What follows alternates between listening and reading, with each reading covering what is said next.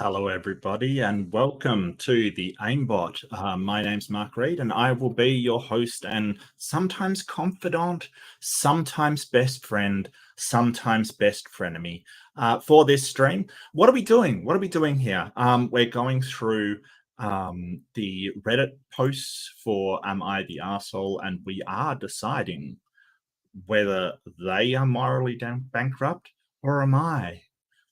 And so we're going to decide that, and we're going to judge, consensually judge, of course, consensually judge on who is the bad guy in these stories. And they are stories. We don't know how true they are. We don't know how they're being interpreted. People always have a generous interpretation of their own story. Everyone's the hero of their own story. So if you're doubting you are the hero, maybe send in something to Reddit and ask everybody, hey, am I the baddies? Am I the baddies? I was actually playing a game. Hello, PC. Pragmatic Crystal, very pragmatic. Yes, Crystal is very pragmatic. It can be used for a wide range of functions. I love your name. I do. I really do. So I was playing a game called the Forest, where you're in sort of a jungle kind of situation. Not really jungle, a forest. Yeah. Okay. The name says it all, really. Or Sons of the Forest. And sort of, these people come at you and sort of, you do the usual defend your settlement, and you cut down the trees to make your settlement kind of thing. And halfway through, I remarked to a friend of mine, are we the baddies? Because we've just sort of, crash landed in a forest, built stuff out of the trees that we'd clear cut the entire forest, and then killing all the I'm like, seriously, dude, we are the baddies. So if you're wondering if you're the baddie, Reddit apparently will tell you. They will be quite blunt about it too. And let me just get set up here. But so good to see you, Nanalu, as always. You are awesome, and I love seeing you.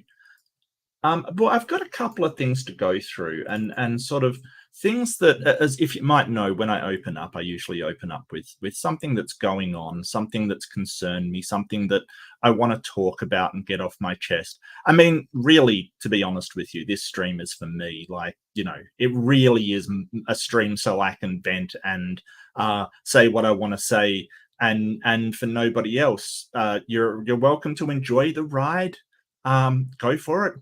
But this isn't about you, it's about me. Well, I hopefully it can be about us, and it can be about us as a people, us as a species. What do we expect? What and I loved there was a show called The Good Place. I don't know if you've ever seen it, but it really was a wonderful show, and had a fair bit of philosophy in it. And one of the questions that was asked is, and I think it was the name of a book in the show, is what do we owe to one another? What do we really owe to everybody around us? Do we owe anything at all? And I personally believe that depends on how much you want out of life and what you want out of life. If you don't want to have a good life, then you probably don't owe anybody anything.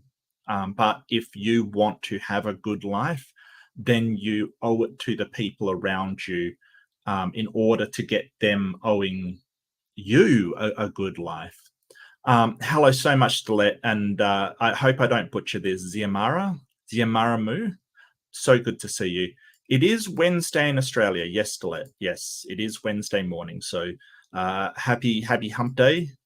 The ending was super.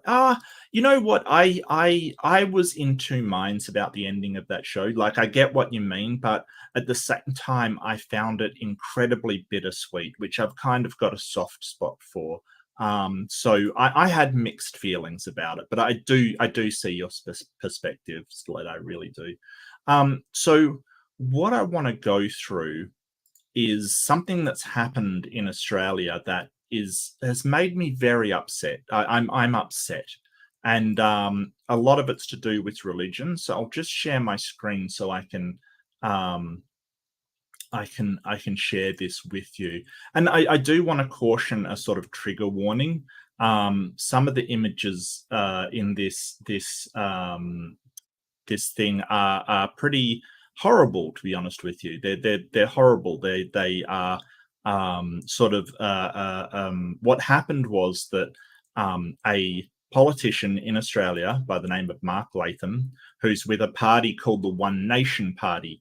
Now, the One Nation Party is basically the party for Australia's bogans. And if you don't know what a bogan is sort of a very, imagine a redneck, but less country and more white trash kind of thing, sort of. So how do you describe this? Their party is based upon sort of religious fundamentalism and sort of anti-immigration and just all of that, horrible stuff. So sort of, it denounces sort of globalization and its protectionism. It really is a party of, it's basically like the Republican Party, except it's very, very small. I think it's, it only sort of gets a tiny percentage of the votes. But anyway, this PC, you and I think alike, mate. Yeah, that's basically it. But this particular member was doing and because they're anti-trans, and this is where it's going to turn a bit sad. Because they're anti-trans, one of their members was doing a speech at a church, because of course they're doing a speech at a church. Where else would they be doing an anti-trans speech? And there was about 15 protesters that showed up from the trans and LGBTQI community to protest that. And they kind of attacked the protesters, and again, I do have to give a trigger warning for this. I think it's sort of hard to watch, but I do want to show this. I did have. We begin this morning with breaking. I'm not sure why it's not lined up, but apparently they were sort of. It was 30-1. In the city's southwest. They allege that a number of glass bottles and projectiles were thrown at police. So one constable was injured. Mr. Latham, this is kind of the behaviour that's going on. So this is the people who basically come and they're counter protesting the trans people for their religious freedom. Their religious freedom. And this is the stuff that they're doing. Accusing police of trying to stop him speaking. This is a did you see that? Some guy speaking. This is a what? That was a grown man punching a girl in the back of the head. What a brave, brave soul. Like, that is shocking. That is unacceptable. That is, that is reprehensible. These, can I just add, these are the Christians, right? These are the Christians punching people, shouting at them, yelling threats. Still emerging. We've got our reporter Ariana Levy looking into it. So that was an entire punching down for Jesus. Yeah. So, nothing Jesus needs more than some big burly guy to protect him against tiny trans men and women that are just trying to protest what they feel is an outrage.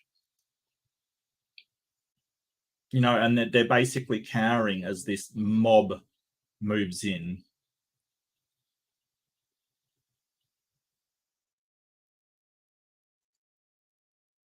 Yeah, so viewer discretion, of course.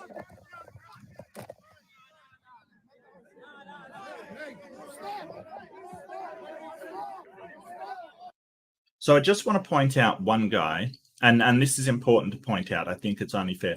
One guy is trying to protect him as the others move in.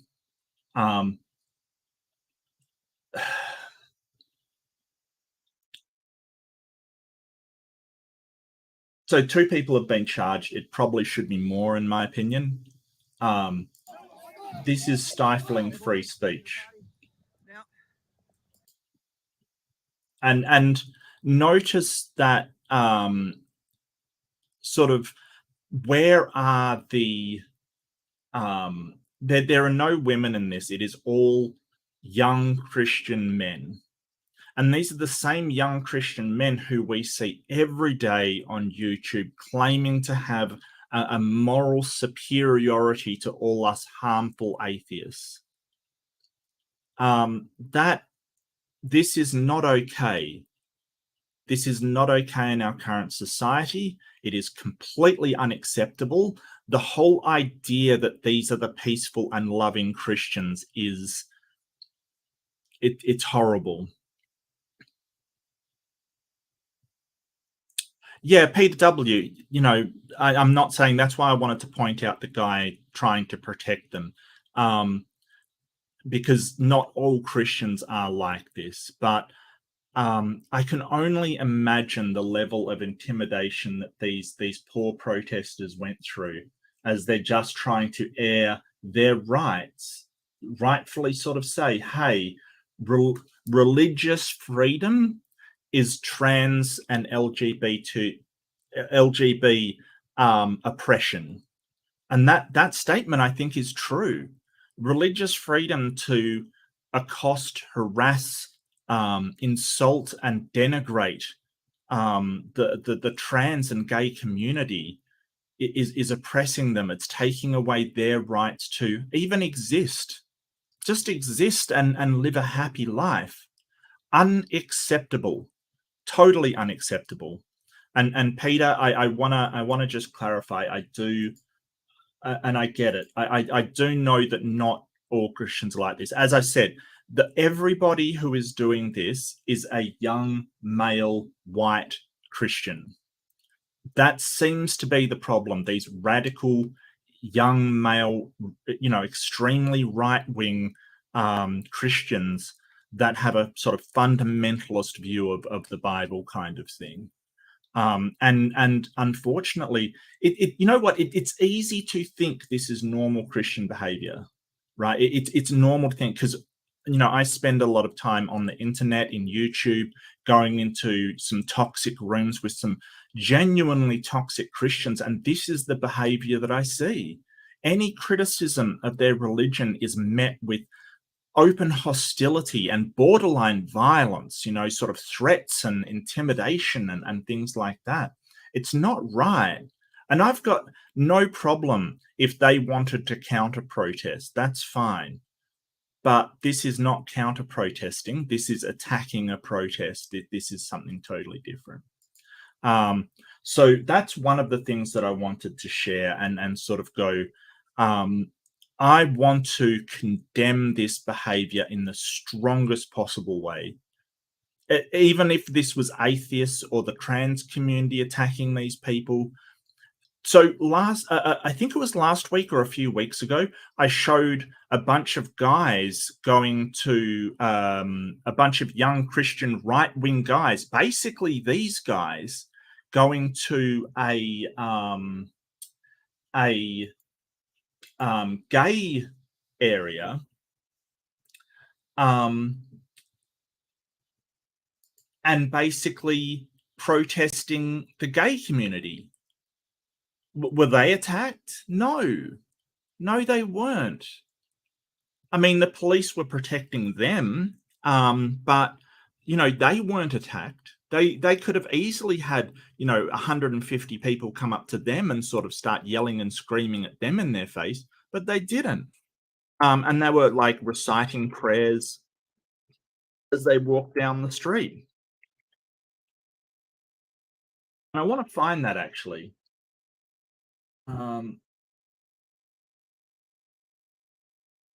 Maybe I can't find it. Maybe I can't.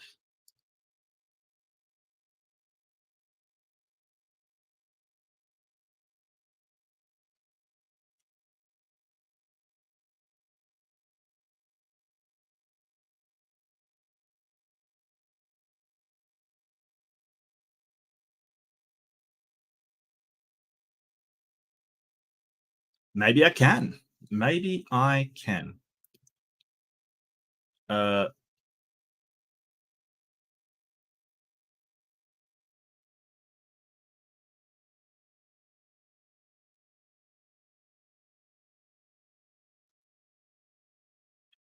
Probably better to do this. Yeah, so this was the Christian March. 30 people in King Street, which is sort of a very well-known sort of gay area. Yeah, absolutely. The hypocrisy is nauseating. Yeah. So they had prayer beads. They said like had Christian Lives Matter kind of thing.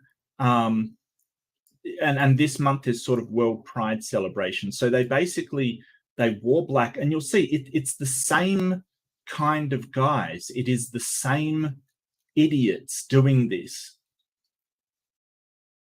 And they chanted the Hail Mary. It was an anti-queer, anti-pride protest. And they felt intimidated, and his friend stayed in hotel. I wonder why.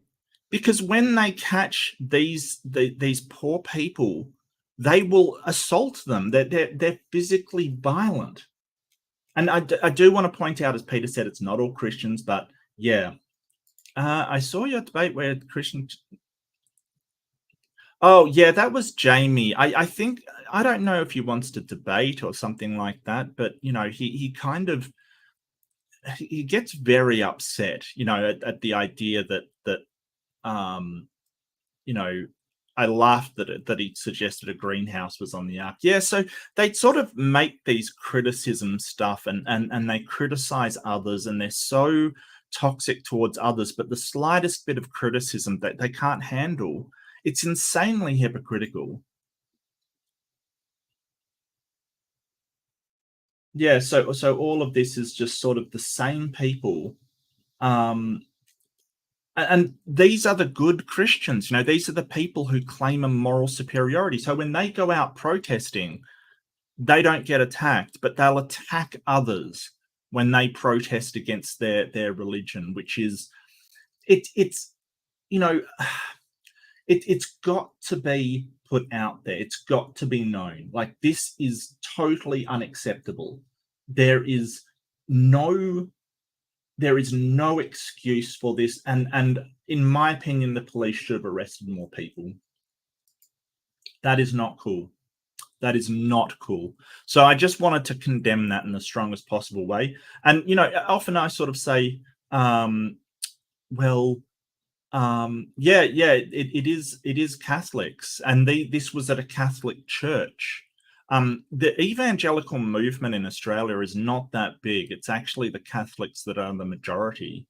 I know that some Christians don't think they're Christians, but I've been into this before, and a Christian to me is anybody that follows Jesus or his teachings or thinks that Jesus is God. Like, seriously, nobody thinks that there's a real Catholics and, you know, real Christians and not real. They're just, to everybody else, Peter, they're just Christians. But no Christian has come out, you know, Christian leader has come out, sort of, the politician giving the speech sort of said, oh, you know, this is an atrocity and shouldn't happen, and condemned all violence kind of thing. He didn't condemn this violence. He condemned violence at political events. Like, hey, dude, the problem is with your political event, not all political events. Like, I didn't see what happened on the front street. Yeah, violence at political events is wrong. Yeah, well, how about you condemn the people doing this one, dude? It's sort of like, to me, that sort of says, oh, there was bad people on both sides kind of thing, you know. And one police officer sustained an injury because they were throwing bottles at them. Christian love. Just feel that love. Feel that love. Yeah, that's a good point. Like, when will the Christians condemn it?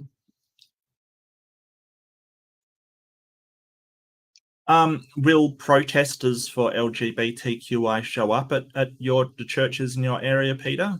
Do they feel safe enough to show up and protest somebody at a church? That's the whole question. Do you think people should feel safe enough to show up and protest a church? Because it's very dangerous sometimes to show up and protest a church. People's reactions are less than stellar. But the question should be, in a democracy, should your freedom of speech be restricted by the threat of violence? And I would say no. I would encourage these protesters to get out there again. I would stand with them if I could. I think this is not cool. Yeah, well, I mean, that's the depressing news. So I want to also get to the good news. The good news, and the reason why I am panspermia product ? So, and a big shout out to Ember, who I saw this on his channel briefly. I didn't have time to go to his stream, but I did see his posting of it and found the event that he was talking about. So this was today. If that's 4:47 p.m. today. So we have found uracil and niacin on an asteroid. Yeah. So they're organic molecules. Not found by the US, they were found by Japan. So this is what I often point out to flat earthers. Like, there's not just NASA in the world. Other nations have their own space agencies.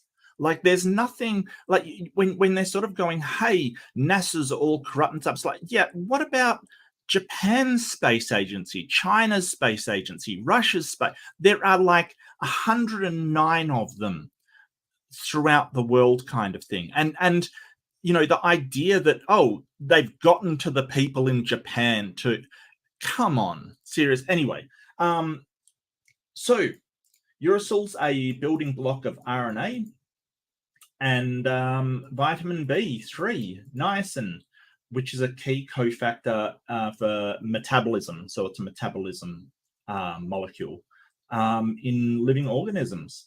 So it's a nuclear base. Uracil's a nuclear base. Oh, don't start with me, Amy Newman. I love you so much, but don't start with me. I mean, look, big shout out to NASA. Like, seriously, big shout out to NASA. I love NASA. So, yeah, and Australia doesn't exist, and I'm just a paid NASA employee. Pretend, you know, I mean, the Australian accent is so ridiculous. So it can't be real. It cannot be real. So it's a nuclear base nitrogen containing compound. It's one of the 5 nuclear bases. Well, in DNA and RNA, yeah, it's only in RNA though. With DNA, it's replaced by thiacin. Is it thiacin? Thiamine, I think. Thiamine. But it's replaced by another nuclear base. So basically, they fired a copper bullet into here, and these are the samples that they got. 2 different sites on the asteroid too, so it wasn't just, hey, just one site. They basically repeated it and got the same result. This is so amazing. So that's the reason why I've said I may be a panspermia product. This may be the answer. It may have been panspermia, which, you know, if upon talking to people, where did life come from, kind of thing, there's a lot of different hypotheses. There's the thermal vents, there's you know, a number of different hypotheses, thermal vents, RNA world, and panspermia was one of them. And I've always acknowledged, hey, it could be panspermia. It could be. We don't know. So this is the paper, and it's a detailed paper. I'm not even going to claim to understand half of this, but you better believe I'm bookmarking this thing. So they're sort of talking about sort of what they found, uracil, structural isomers, and they're talking about how life could have, the building blocks of life could have formed on asteroids, and you know, an asteroid crashed on Earth and that's where it took off, kind of thing. So one of the hypothesis has the heating and cooling in sort of the primordial ponds kind of thing on Earth, but they've also proposed that it could be heating and cooling in an asteroid because it has all the necessary stuff to and you've probably often heard that water will destroy some of these elements. Well, there's no water on an asteroid, and heating and cooling could possibly kickstart that into gear. Now, did that occur? We don't know. But it's a really good question, and it's so exciting. Like it's niacin B3 found on an asteroid in space. It is incredible. Why did God put it there? For fun? Maybe he was stuffing around and, you know, knocked the salt shaker over. I don't know. But it's yet another problem for the creationists to explain. Why is there uracil, one of the base building blocks of RNA, on an asteroid in orbit? That's a question for you. Does the evidence suggest it could be that God put it there for some unknown reason, or does the evidence suggest panspermia? Evidence kind of suggests panspermia, but you know, that is something that we don't know for sure because we're still investigating the process. But it's a really inconvenient question. Oh yeah, no, that's the go-to, right? That's the. Sorry, I'll get both of you. And Molossus, Satan did it. Yeah, no, it's there to test your faith. It's there to test your faith. As the great Bill Hicks once said, I think creationists are there to test my faith, my faith in humanity. I have not heard that the enzyme called Huck has been found to produce a small electric current by consuming hydrogen in the air. I haven't heard this. Is this an enzyme in the asteroid, or is this an enzyme in somewhere else? PC?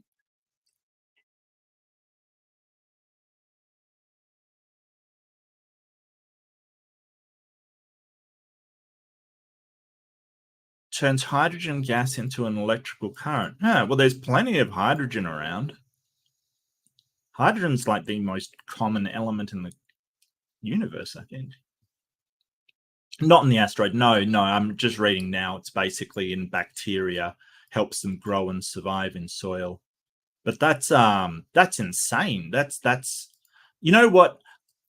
If we get cars that run on air, I'm going to accept that and give up the flying car.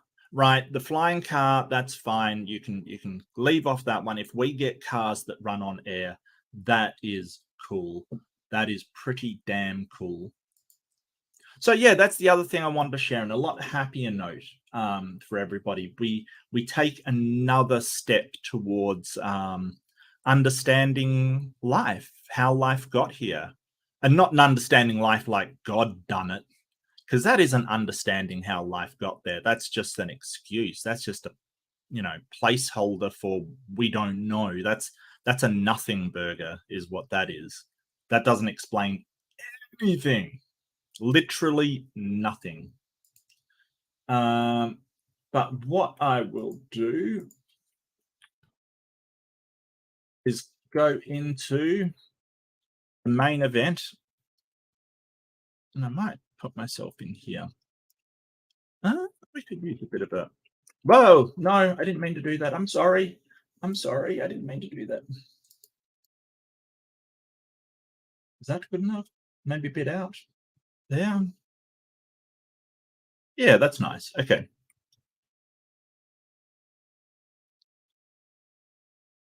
I would beg to disagree, Peter. I would beg to disagree. And I just want to say, if you haven't seen it, Peter did an amazing stream with Dr. Josh Bowen and P-Town today. It was really interesting. I found P-Town's reactions interesting, but slightly depressing, to be honest with you. Yeah, I highly recommend. Peter's doing some great stuff with his channel, some great conversations, some great things. So do subscribe to Peter's channel if you haven't. You won't regret it. He's fantastic. And Amy was in here earlier. Definitely subscribe to Amy if you haven't, because she is where I started on YouTube, and she is amazing as well. She does open rooms and sort of a Bible study that's currently ongoing, you know, from the atheist perspective, of course, which is really good. Really good. So, am I morally bankrupt or them? Who knows? Who knows?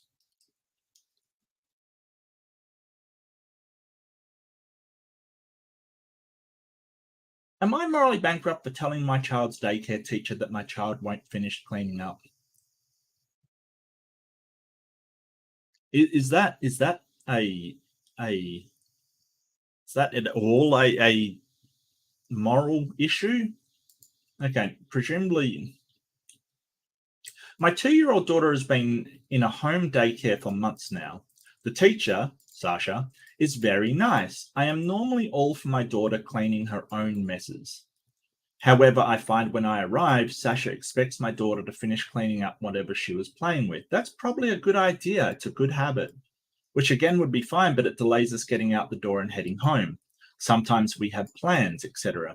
I start texting Sasha when I was so many minutes away, asking her to get my daughter ready, and that seemed to work. Okay, work around. Good stuff. My daughter would be in her jacket and reading a book, easy to put away versus a huge Duplo project, something similar. Yeah, sure. Until today. Things were crazy and I was in a rush. We had a lot to do this afternoon and I was running behind because I had car trouble. When I arrived, my daughter and some friends were in the middle of cleaning up a big mess.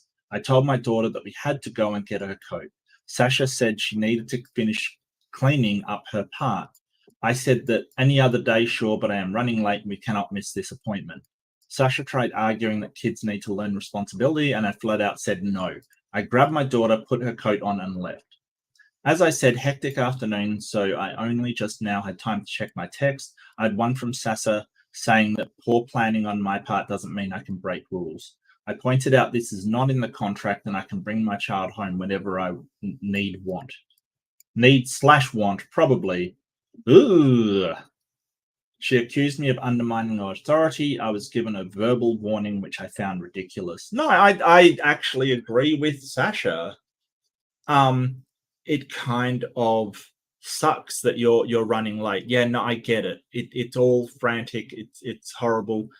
The other thing you can do is say to your kid, hey, I'm going to help you this once, but it's only because I'm running late and made a mistake with my sort of planning and, you know, it's out of our control.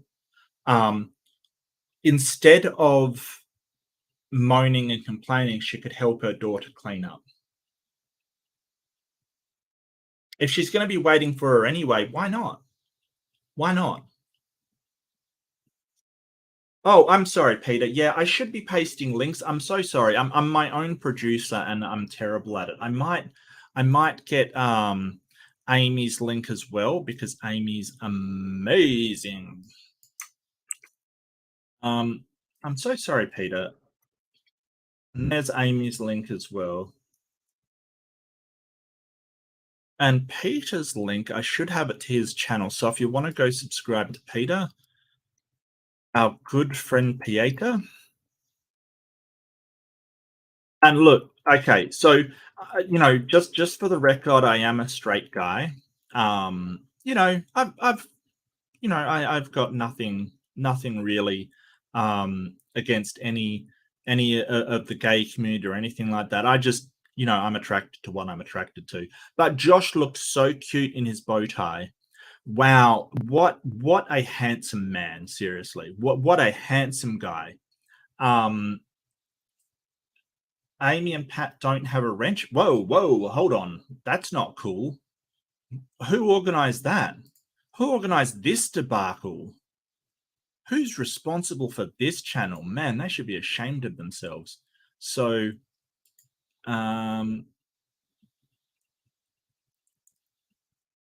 yeah, Amy and Pat not having wrenches. Someone's head will roll for that one. Trust me. I'm gonna find who's responsible and make him do another stream next week. I swear. I swear. He'll regret it. Yeah. So I really my pleasure, Peter. My pleasure, mate. Be kind to the Dutch. They're lovely people. Lovely people. Look, yeah, I think that Sasha is actually, like, if we're talking about well-being, Sasha is the one who is helping, trying to help well-being. With life, there's always going to be an excuse for not following the rules. Stuff will happen. I kind of agree with her, and if it is, she does have a point that when the mother ignores what she's saying and says, no, I'm doing this instead, even though you have a rule that you clean up, which is a good rule. That is a good rule. You are undermining her authority. I think that the Sasha is 100% correct. I think that what the mother could do is help out and lend a helping hand and help. Like, she only has to clean up part of the mess, not all of it. And I think that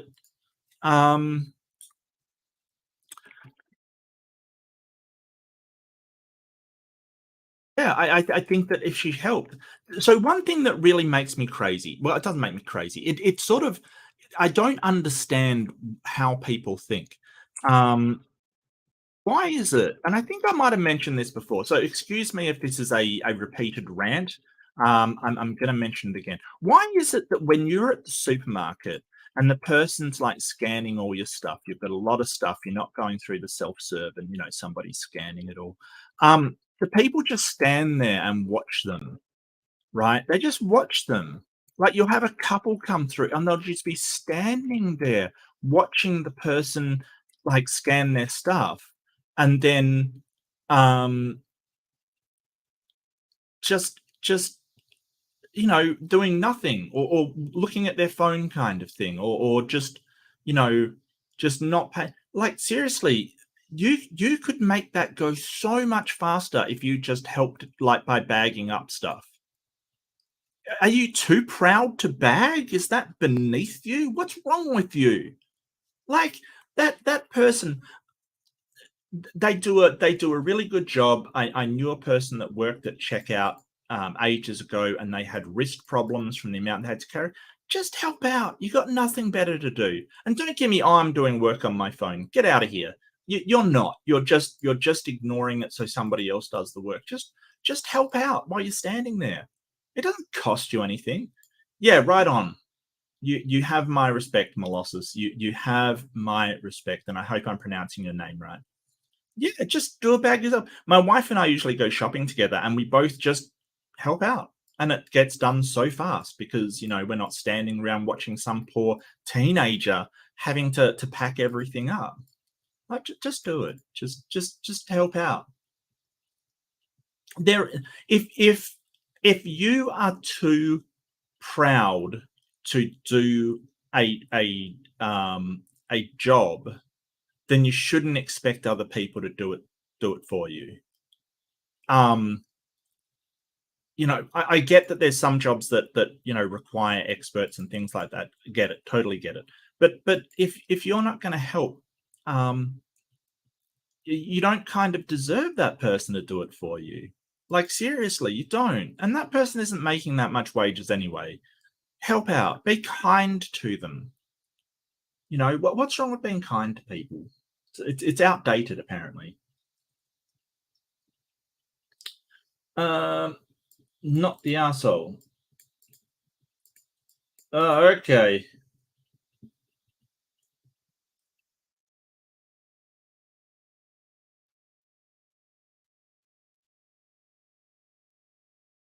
I hope the teacher isn't charging for those 20. No, it's usually done by, yeah, it's usually done by day kind of thing.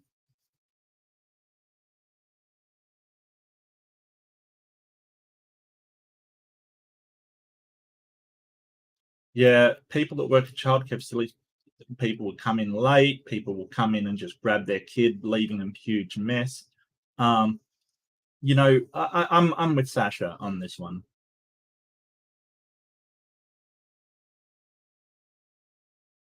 Reddit seems fine with it though.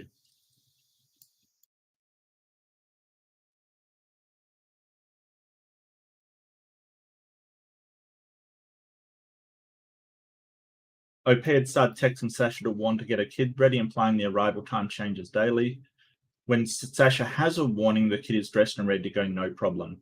On this particular day, OP gave Sasha no warning, no idea of either car trouble or the appointment, yet expected the kid to be ready to fly out the door. Original poster, you're the asshole. This could have all been avoided with a text. Yes, 100%, 100%.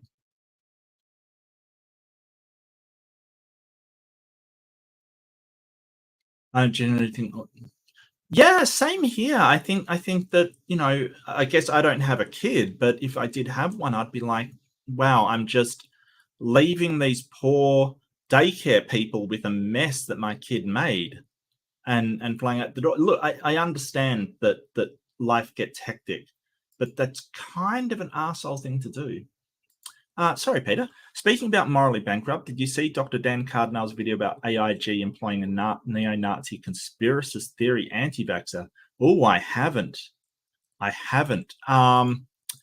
That channel is Rationality something. I do have it here somewhere. Creation myths. No, it's creation myths. What am I talking about? Yeah, so Dr. Dan Cardinal is creation myths, isn't it? I can't see anything. Creationists behaving badly, Ken Ham. That was 1 day ago. Is it on Creation Myths? So it's Ken Ham. Is it Ken Ham?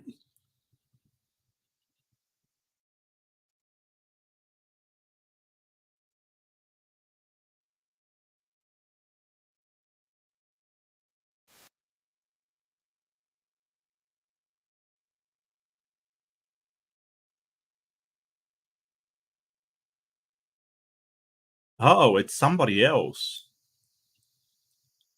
Oh, Harry F. Sanders the third.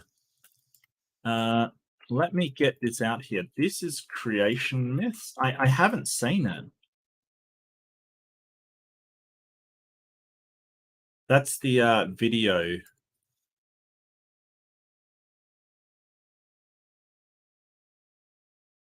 It's only a 13-minute video. Interesting.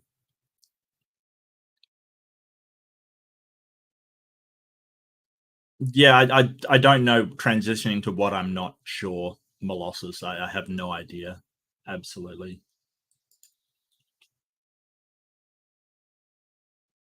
Yeah, no, I'll definitely check that out, Peter. Thank you for telling me about it. I really appreciate it, mate, because that is AIG is terrible. I mean, it's a terrible organization. It obviously is a think tank for religious ideals and not like parading as a scientific institution. Like there is no actual scientific institution that would ever acknowledge Answers in Genesis or Creation Institute as an actual scientific institution that is trying to further scientific research. But that's what they parade themselves around in that particular outfit because they want to be taken seriously. But really, they're just a creationist think tank. So yeah, yeah.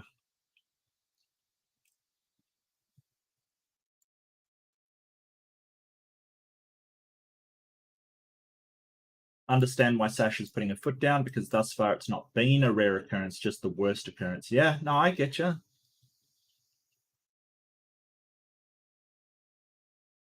Yeah, she could have solved all of this with a text kind of thing. You know, like Sasha could have, you know, sort of packed up, had a book for her or something that isn't, you know, you don't have to pack up too bad. Yeah. It's a very mixed bag, though, who thinks is right and wrong.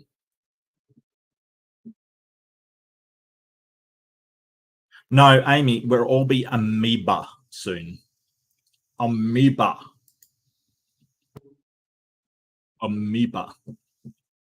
So what did you wonderful people think? You thought poster is deplorable. Yeah, I'm on board. I agree.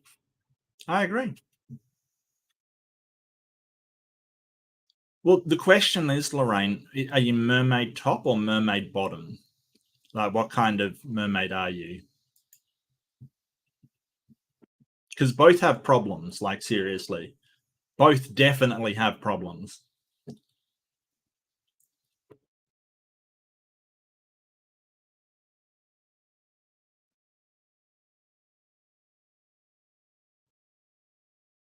Yeah, I mean, yeah, I do have some sympathy for the poster as well. I mean, you know, it sounds like life is really busy. You know, you have kids, they're in daycare, you have to pick them up. You know, it's frantic out there. Like, I get it.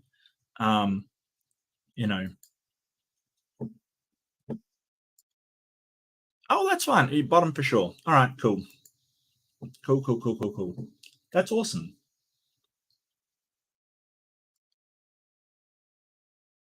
You know what? Is it just me, or is it, I like Sasha for sort of, you know, making sure that the kid cleans up after themselves. I like Sasha. Lavender Sky. Am I the asshole for telling my sister she is stupid and toxic for comparing boy/girl parenting? Stupid, maybe. Toxic, no. Maybe. Depends what you said. Context, please. I, male 33, am a single dad to my daughter, female 15. She's my buddy and I honestly love her so much. Oh, that's so sweet. My sister, female 38, has 3 boys and has made being a boy mum her entire personality. Okay. Is this another one of that's all she talks about, so that's their entire personality?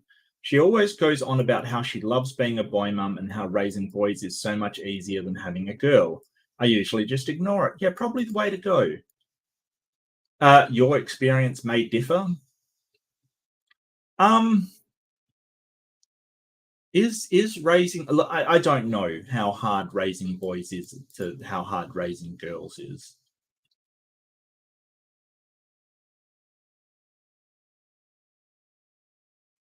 Yeah, I would imagine that too. Consistency is important, absolutely. My daughter is a huge Taylor Swift fan. Aren't we all? I loved that thing in Brooklyn Nine-Nine, where it's like, oh, doing the lie detector on the main guy, Jake, and he's like, oh, is your favorite artist Taylor Swift? She makes me feel things. She makes us all feel things, Jake. I loved that show. Look, I was really late to the party on Brooklyn Nine-Nine. Like, somebody watched it over and over, and I sort of went, yeah, I don't see the big, you know, I'm not really that much of a fan of cop shows and stuff. And they're like, no, seriously, watch it. So I was really late to the party on Brooklyn Nine-Nine. That is a great show. It is so funny. I'm not a Taylor Swift fan, honestly, but it was really fun seeing my daughter have so much fun and just overall being so happy. Oh, that's healthy and that's awesome. You took your daughter to a Taylor Swift concert. Good, like, this guy's awesome so far. Last night I was over at my mum and my daughter's, pretty much only wanted to talk about the concert. Oh, my daughter only wanted to talk about the concert. Sure. My sister happened to be there too. My daughter ended up talking about having to wait about an hour to get merch. My sister laughed and ended up going on a rant saying how she's so glad she doesn't have a daughter and how easy it is raising boys compared to girls, and even went as far as to say she feels bad for me having to be a girl dad. Why? Okay. Yeah, the sister's being a bit of a douchebag, to be honest with you. My daughter didn't want to talk anymore and was clearly upset by my sister's words. Yeah, you think? Yeah, because you know what she heard? I'm so sorry your daughter is a girl instead of you didn't get a son. I'm so sorry you didn't get a son. That's what his daughter heard. That was very upsetting to me. I told my sister she was wrong to say these things, especially in front of my daughter, and that she's toxic and honestly stupid for her thinking raising boys is easier than raising girls. I told her she needs to find a new personality outside of being a boy mum.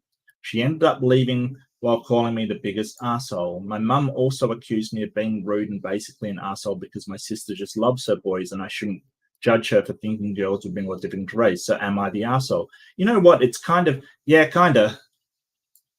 Yeah, I think you overstepped there. Like anytime someone's saying, "Hey, you need to find a new personality," you're kind of being an asshole. Oh, Simos, hello. Thank you so much. You don't need to do that, but I love you for it, Simos. You know that, mate.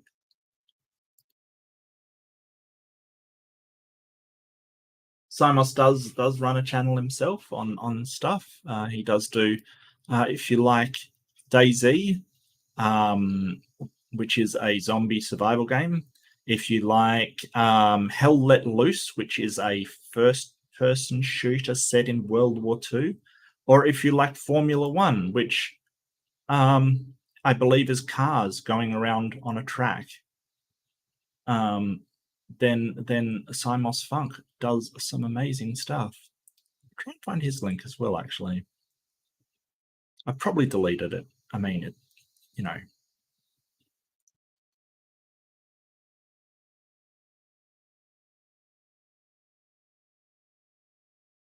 Un momento, por favor.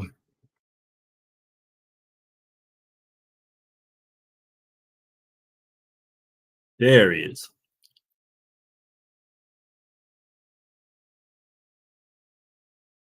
And that's Simos Funk.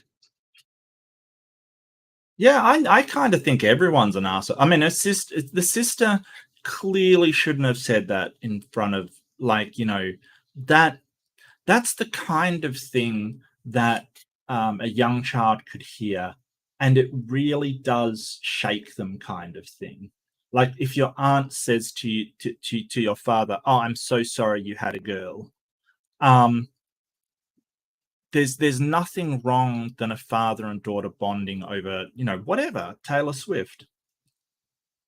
Oh, thank you so much. It's super chat from Lorraine. Thank you, Lorraine. I really appreciate it. Mark's channel accepts mermaid bottomness and topness. Either or. We accept all mermaids here. We definitely accept all mermaids. Have you ever seen a mermaid show? They're really cool.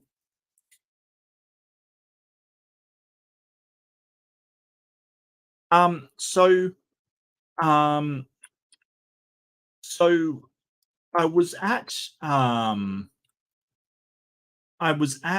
the Perth Fringe Festival, and the Fringe Festival is just an arts festival. It's sort of just all of it loves weird and wacky creators, kind of thing. And there was a mermaid show. It was a person in a massive tank of water with the mermaid tail, and there were mermen as well. So it was equal opportunity mermaid / menning. But it was really, really gorgeous. They were really dressed up. You know, with the girl had all of kind of seaweed stuff and a really beautiful costume. The guy had like all of the beautiful stuff on him. And it was really, really cool. It was just awesome to see someone swim around with a tail on. Look, Lorraine, mermaiding is a thing. It's definitely a thing if you want that to be your job. It's a thing. You can be a mermaid. And I'm all for it. I am 100% on board with mermaids.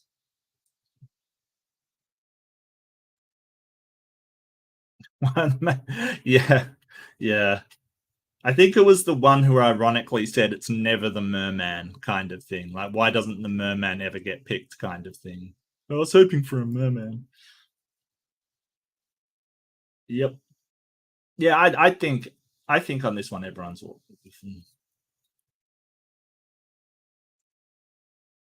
But I will start my poll because that's what I do.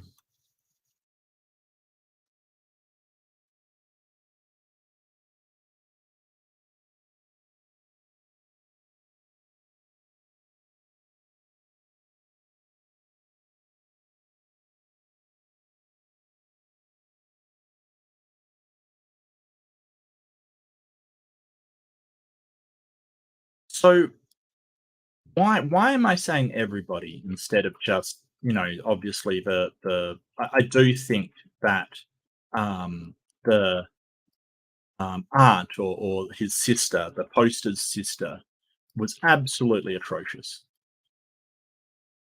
I'm sorry if you heard that. That was my phone. Yes, my phone meows when I get a message. You'll get used to it. The reason why I say that is because it's really easy to sort of come back and call someone stupid and call somebody, say somebody's awful and things like that. I don't think it's something that we should be doing. I don't see how basically expressing an opinion about sort of boys being easier to raise than girls warrants being called stupid. Toxic, maybe. Like, I could understand if you just sort of said, hey, that is toxic because it suggests to my daughter that she is not worth as much as a boy, that boys are better than her. And I do not want that in my life. Like, you can be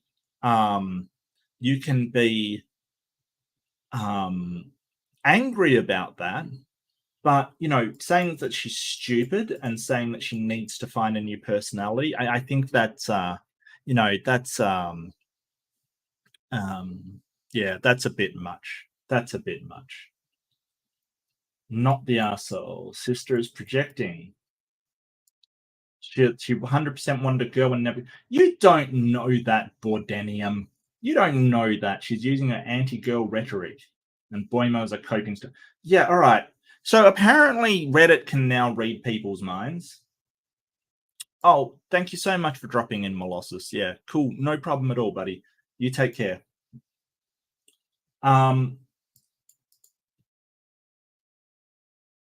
Anyone thinks boys are easy to raise is dropping the ball massively. Yeah, okay. I don't know. I don't have kids and I never will. So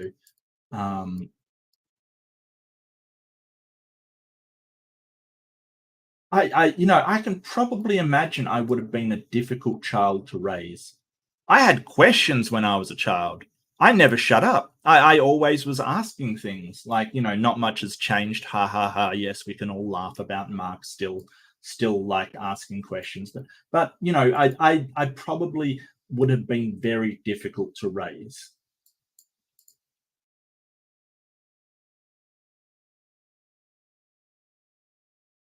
And yeah.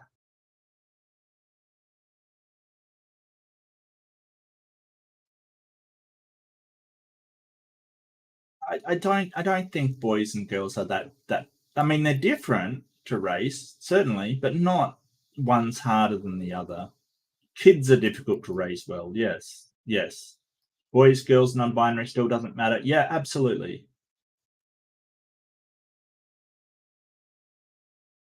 Yeah, and people sort of disagreeing. Hey, I think it depends on the child, not on their gender and sex. So that's why the sister's been a jerk.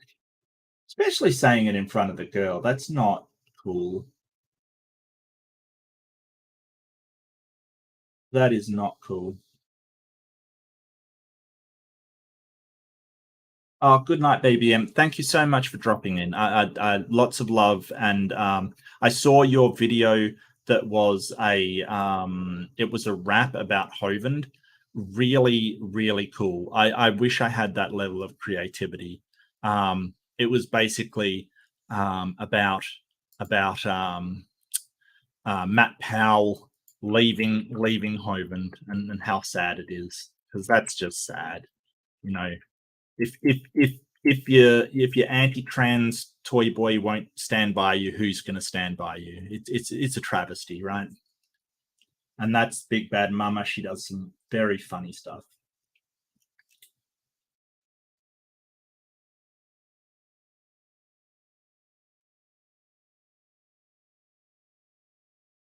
Not the arsehole. Yeah, I still think calling her stupid is a bit much, and sort of telling her to find a new personality. Look, just because she's a jerk doesn't mean that you can do whatever you want to her, kind of thing. So I'm still standing by what I said. I mean, I get if other people want to, downvote the aunt and say, hey, she deserved it. So what I think about when I think about this stuff is what gives the best outcome. And sure, that's easy to say when you're not involved in it, but what gives the best outcome? I don't think that will, kind of thing. I don't think that just calling her stupid and having a personality based upon her children is very helpful.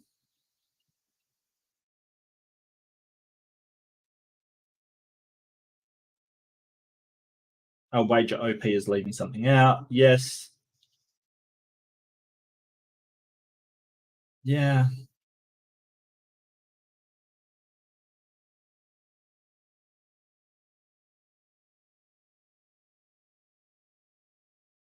I don't think I'll forget the concert. Yeah, I mean, he enjoyed hanging out with the daughter, and yeah, it must be so hard to see your daughter just slapped down by your thing. Oh, Carol, so good to see you, Carol. Peace and love back to you, of course. Of course.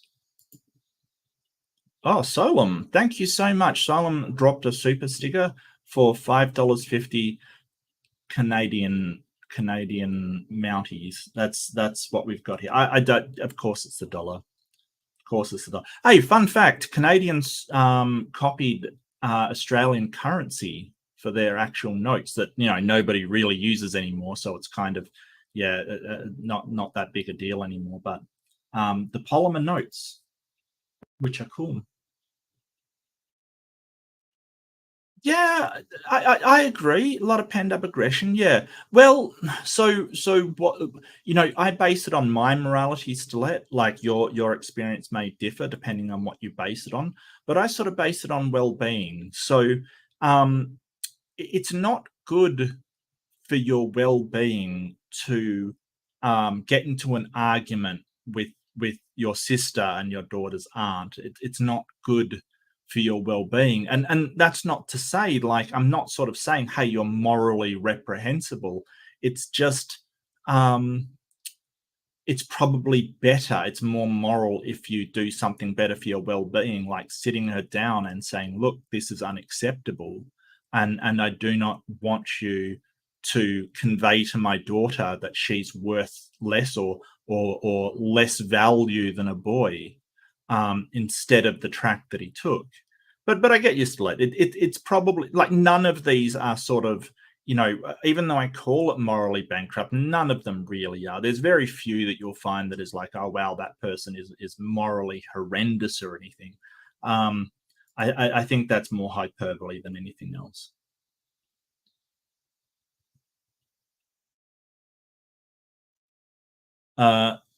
Did Matt pack Dr. Peel? I don't know. I don't follow these people that much. I really don't. They're kind of terrible people that I don't pay a lot of attention to. I mean, if a banana's still at DAL, it's yeah. Every time someone mentions a banana, though, I always think Ray Comfort. Like, it's just what a guy. So much good value over the years. Ray Comfort. A guy that shot back against his banana theory by embracing the banana theory. It was beautiful. Just beautiful. Just beautiful. And what do you guys think? Yeah, you think the poster was in the right? Yeah. Yeah, look, I get that, hey, which which one was the bigger jerk? Definitely the sister. Like, I get that. I do. If it's one or the other, I would definitely be going with, hey, yeah, the sister's the bigger jerk. But what happened to Ray? What happened to Ray? Well, Ray Comfort did this whole thing about the banana being, you probably knew about it. The banana, it has a handle, it can be peeled, kind of thing. It has all of this stuff that shows design.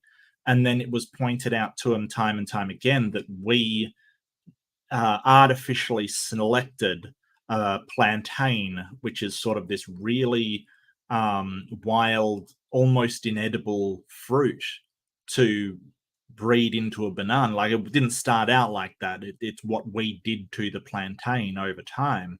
So he came out with a he sort of ducked his head for a little while and then came out with a follow-up video that said, like, how much crap he got for being Banana Man, the guy that unfortunately didn't work out that the banana was designed by humans, not by God, kind of thing, so he came out with that. What was that called? I forget the name of it. But he came out basically saying, oh, the atheists didn't get the joke, kind of thing. And nobody understood how his response, this movie response to it,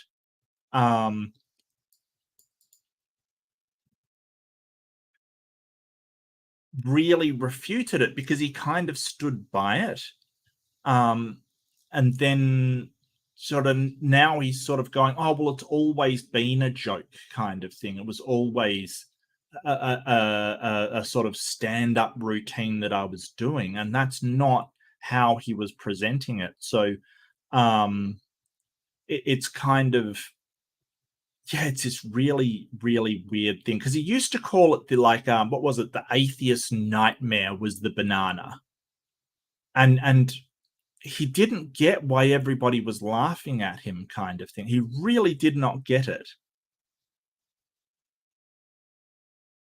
Like, it was, he's like, the banana was designed. Yeah. Yeah, it's designed by us, not God. So yeah, he kind of, after that video where everybody just sort of laughed at him more, because he sort of didn't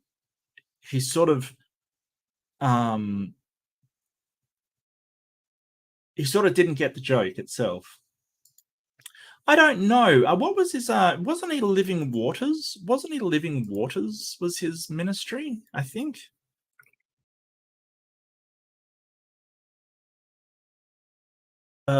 Yes, he is. Yeah, so he's still on Living Waters because he did a video 9 hours ago, apparently.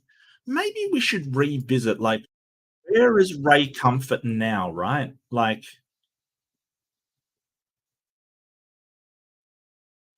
has he got a better argument? Living Waters, 1.22 million subscribers. I mean, how? How? Like, how? That's kind of depressing. It is kind of depressing that, like, if I went, oh, I've suddenly become Christian, I see the light, hallelujah, and all that jazz, I would probably get a lot more viewers. That's kind of depressing, like, in a certain way. It's kind of like, well, yeah, and I do suspect there are some sort of Christians out there who are in it for the money, but whatever. I'd rather be honest with myself than successful. I'd rather be true to myself than successful. Am I the arsehole for not letting my sister-in-law use my wedding dress for her wedding, even though she can't afford one? Yeah, probably. It's just a dress. Does she want, like, her to be the only one? Why? Is this a tradition thing? Are you only supposed to wear the dress once? And like, isn't it good that you get another use out of it? Like, because a wedding dress generally only use it once, right? It's why it shows up in op shops all the time. Like you have old wedding dresses in there because generally you'll just use it once and that's all. Wouldn't it be nice to use it again? I'm kind of burying the lead on this one of my feelings on this one. My 28 female. You know what? That fools me every time. I have to like take a second to pass that. I don't know what's wrong with me. My 28 female younger brother, 24 male, and his fiance, 23 female, are supposed to get married in the spring after being engaged for about a year. My younger brother has always been the golden child between the both of us to my mum, not to my dad. Him and his fiance currently live with the mum, yep. Rent free, I might add. Well, you know, that's look, I don't know why you're getting upset that your mum's helping out her son and daughter-in-law. I don't. My dad and I, on the other hand, have mixed feelings about this wedding. We both feel like my brother is rushing into things and not being financially smart. Oh, okay. He just finished his bachelor program a year ago, is still trying to get on his feet and find a good full-time job in his field, and decides to spend thousands of dollars on a wedding. We sat him down and explained this to him and asked what the rush was. Why not push it off for a few years and save up so you guys can really have the wedding of your dreams? It's a good point. It's a good question. He explained to us that his fiance wants the wedding as soon as possible and doesn't want to wait. Okay, yeah, that is a bit weird.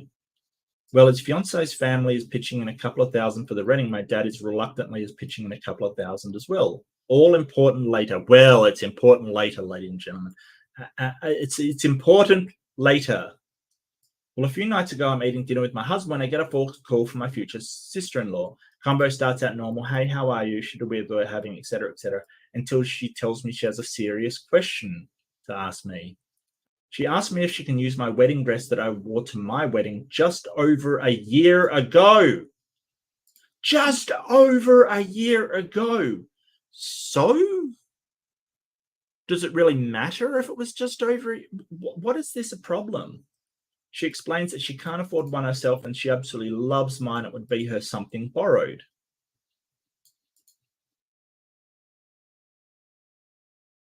I immediately shut her down and say, I'm sorry, but no, this is a thousands of dollars dress we're talking about. What, you're going to wear your wedding dress again? Have you got a divorce planned or something? What's wrong with you? She'd have to get altered to fit her, by the way, so no way. You know, it can be altered back, right? We're also not even close at all and we barely talk. So, like, what the... I just... Yeah, it sounds flattering to me too. She starts begging. Yeah, you're right, Lorraine. And it might bring you closer. She starts begging and even starts crying and going on about how she can't afford one. I told her I'm sorry, but no. Then she starts going on about how I'm not even financially helping her and my brother pay for the wedding. So at least I can do is let her use my dress. Well, that's a bit manipulative. That's not cool. I told her the honest truth. I think, how old is this woman? 28. Okay, 4 years above the brother. I told her the honest truth. I think they're rushing and having a wedding, but not being financially smart. She said she didn't care. She has a timeline and wants to be married by 25. Okay. I mean, you can wait a year then. You're only 23. I mean, that's quick math, but, you know, there's a year buffer zone in there somewhere, I think. I basically said to her that she made her bed, so now she has to lie in it, figure it out for herself. She can't afford a wedding dress. Then she should be having a wedding. Should not be having a wedding, I presume. Simple as that. Wow, you're being a bit of, I'm sorry to use this term, you're being a bit of a bitch, to be honest with you. She ran back to my mum and brother to tell them what I said. They think I'm being an asshole because I have the money to financially help my brother and fiance, but I'm being selfish and unsupportive. They also think it's just a dress, so what's the big deal? That's what I think. It's also a dress that you don't wear. Like, when's the last time you wore your wedding dress? I'm willing to bet it was at your frigging wedding. My dad is on my side defending me and now thinking of taking back his financial help due to the sheer audacity of my brother's fiance asking, dude, is that audacious? Is that what passes as audacious these days? Like, oh, you have a wedding dress that you used last year. You're not going to use it again. Can I have it for my wedding? No, I want to keep it in my closet for my imminent divorce. What are you talking about? All right, well, what is it with weddings? Like, seriously. And hey, this might be a made up one using ChatGPT because they do bring up weddings. Yeah. Or the other hypothesis is, are weddings just naturally contentious?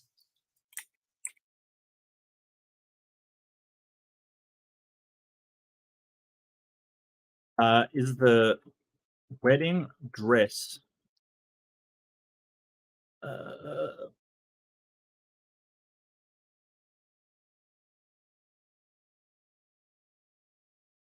yeah, I think they're contentious, Lorraine. Yeah, I'm getting that, hey, that something about like children marrying and them having siblings and stuff just makes everyone go crazy. Just really, you know, makes everybody go a little nuts.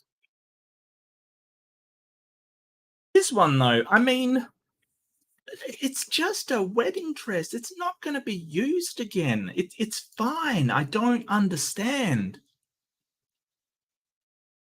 Look, I must admit that I'm not, you know, I'm not a woman. I don't identify as a woman, so I don't know if the wedding dress is something that you get. Maybe it's an. All right, everyone's saying not an asshole.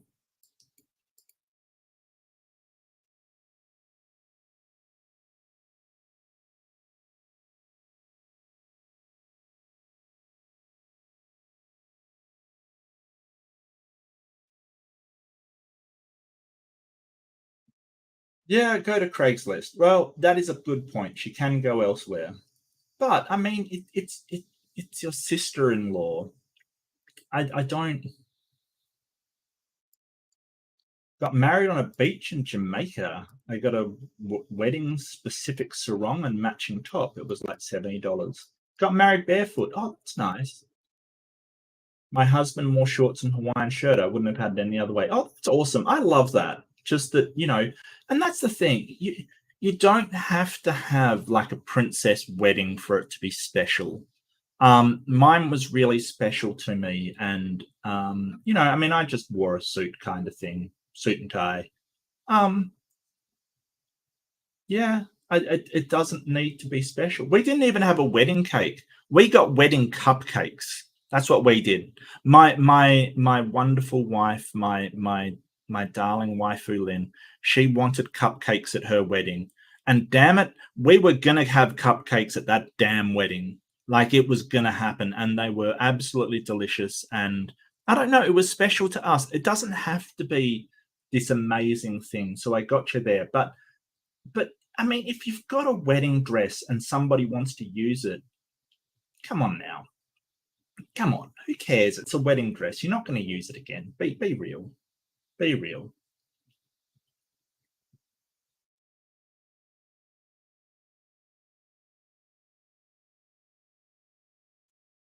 My wedding's dress was like $200. She looks amazing. I'd really be questioning wants to be married by 25-bit. Those two are flying more red flags than the Chinese Navy. Yes, but you can't. Yeah. Yeah, it was just a simple. It was a simple sort of blue and white sort of silky dress, like almost a shift kind of thing. I don't know how to describe it, but she had a silk sort of a silk scarf / shawl, like a piece of cloth with My Little Ponies on it, which was just I found so adorable, because she loves My Little Pony. She absolutely adores them. So That is what I love about her. And she had My Little Ponies and cupcakes at our wedding, and it was absolutely adorable. And it was just in a botanical garden kind of thing, so flowers and stuff like that. It was absolutely gorgeous.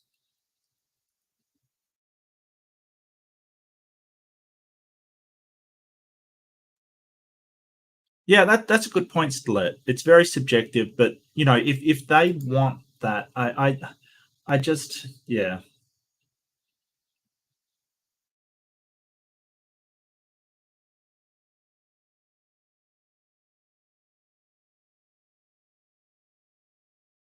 I totally question the married by 25. I grew up in a religion that encouraged people to marry young, and a lot of my friends have experienced spectacular and dramatic divorces.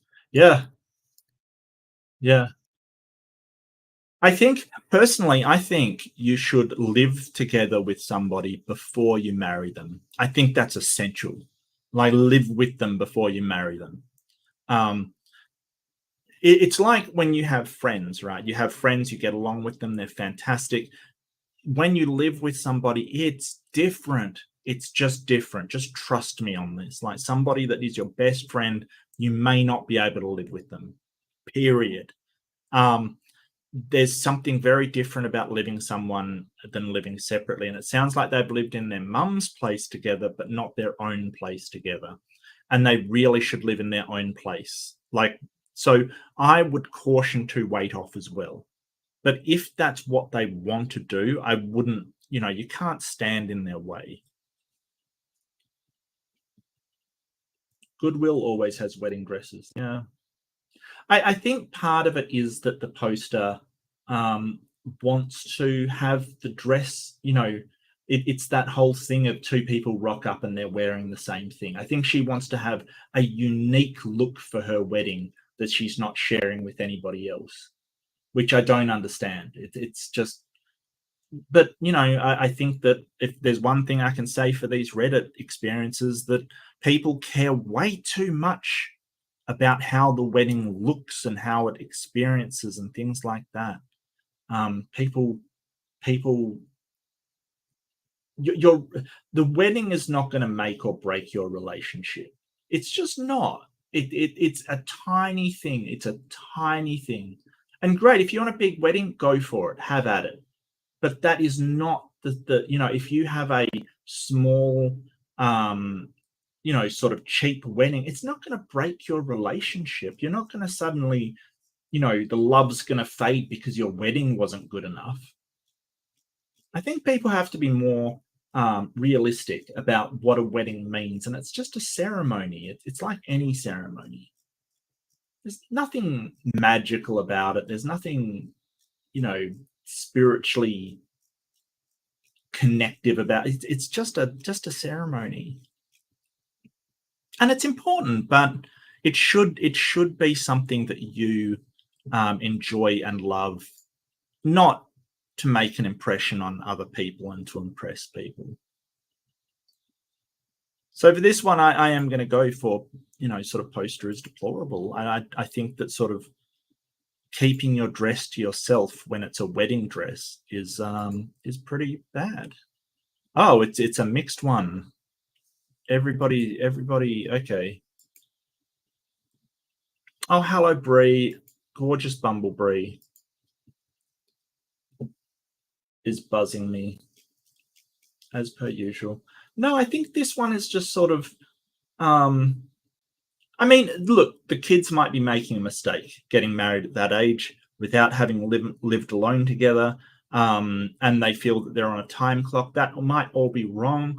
It doesn't mean that they're assholes, but basically refusing to lend out your wedding dress because you wore it last year.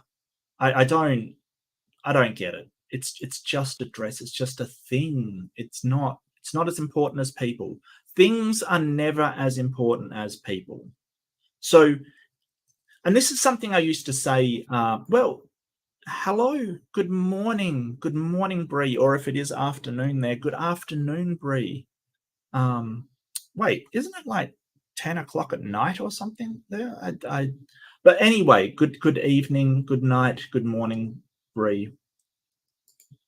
What my adopted dad did, he had 60-year account. He bought 2 rings with that. He proposed mum.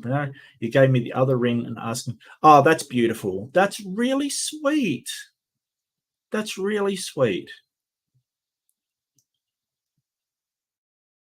Oh, what a guy. Zamaru? That is really sweet. Yeah, and it's sort of special to you and to your mum. And you know, I kind of think the proposal is sometimes more important than the wedding. I mean, it's the proposal that's kind of really special. It's that proposal of the you know, I love you and want to be with you for the rest of my life. That's what's really special, not necessarily the wedding. I mean, the wedding can be really special, don't get me wrong, but for my mind and just me, I thought the proposal that I made was just a lot, like, it was just gorgeous. Oh, I'm so sorry to hear that, Bree. I hope you're feeling a lot better. And look, if you're not subscribed to Bree, is so close to 1,000 subscribers that it physically pains me, because she deserves so much more. She works really hard on her channel and does a fantastic job. So I'm going to pop little Bumble Bree's thing. She does bugs, she does insects, she does cryptids, she does big feet, she does dragons. What was the proposal like? Oh, it was gorgeous. It was gorgeous, Lorraine. We basically, so I live in Western Australia, and down south you get a lot of forests, a lot of karri and jarrah forests. So there was this jarrah forest that we kind of stopped at in a place called Margaret River, which is just a gorgeous little place, a lot of wineries around. But we just basically stopped at this it's not a rest stop, it's like a picnic area kind of thing in the jarrah forest, and there was just we had sort of I'd gotten some cheese that we got from a dairy company down there, Margaret River Dairy Company, and some stuff, and we're having just a lovely picnic. And yeah, I just decided to pop it then, because it was just like, I didn't have something planned. It was just, when the time's right, I'm just going to propose kind of thing. But it was just really magical there. It was just absolutely gorgeous. There were like birds, native birds singing. There were these little, there's these little, they're called fairy wrens. Okay, so if you imagine a little fluffy golf ball with wings, you've basically got the Australian fairy wren, and they hop around on the ground. They're the cutest thing ever. They're gorgeous. And so yeah, with all of those hopping around and sort of a couple on the table, that's when I popped the question. And yeah, it was really gorgeous. It was really special to me. And it was just like, it wasn't like a party or anything. It wasn't massive. It was just, you know, sort of evening time-ish, in the in a jarrah forest with these cute little birds. Look, I got to show you these birds. Hold on. The Australian fairy wren.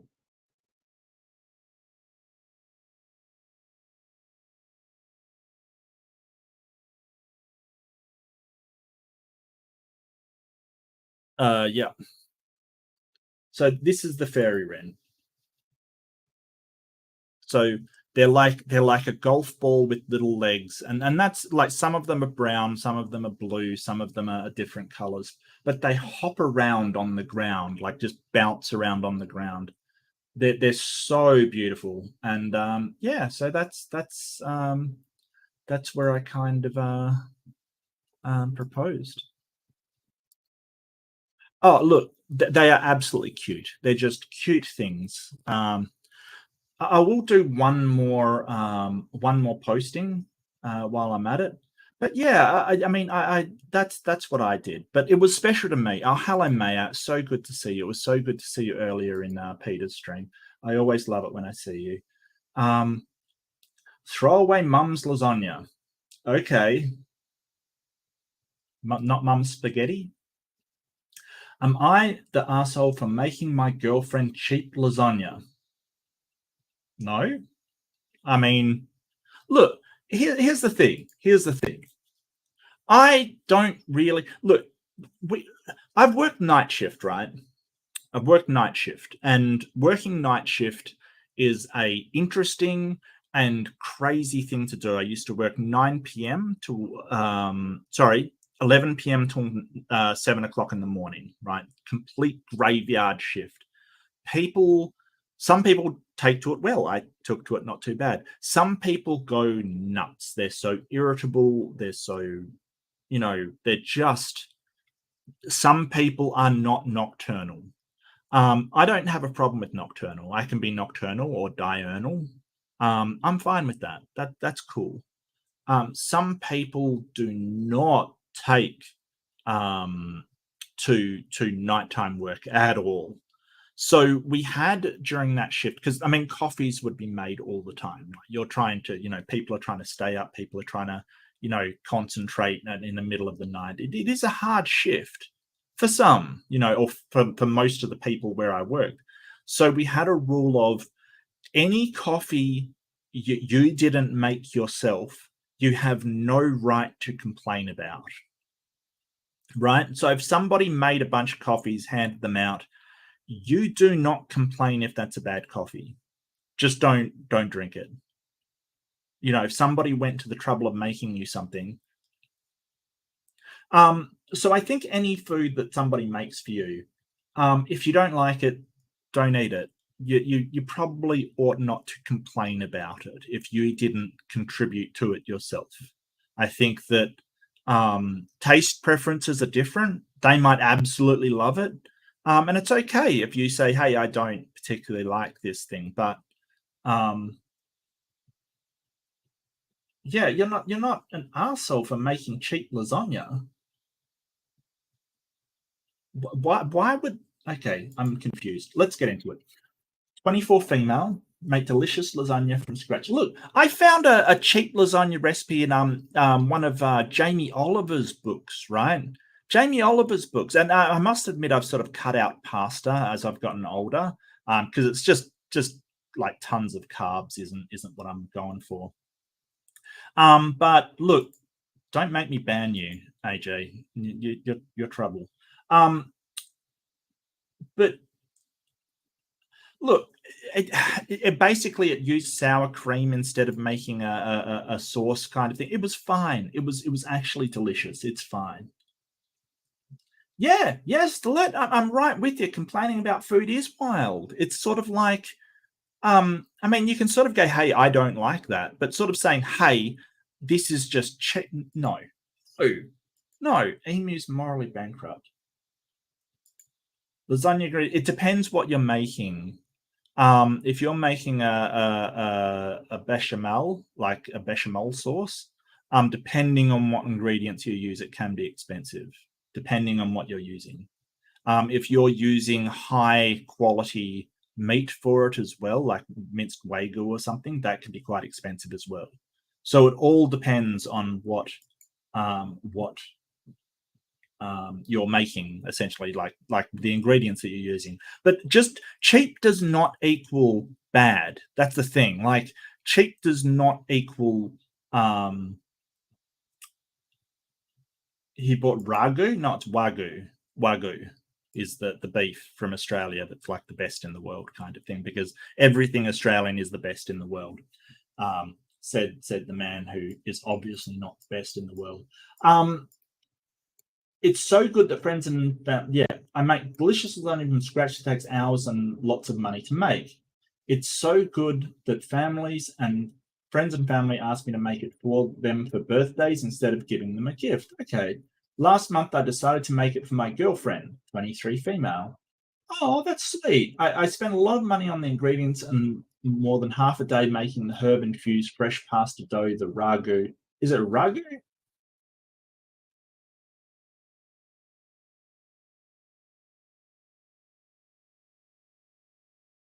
Well, the ragu's something else, isn't it? I was talking about wagyu, like the beef ragu.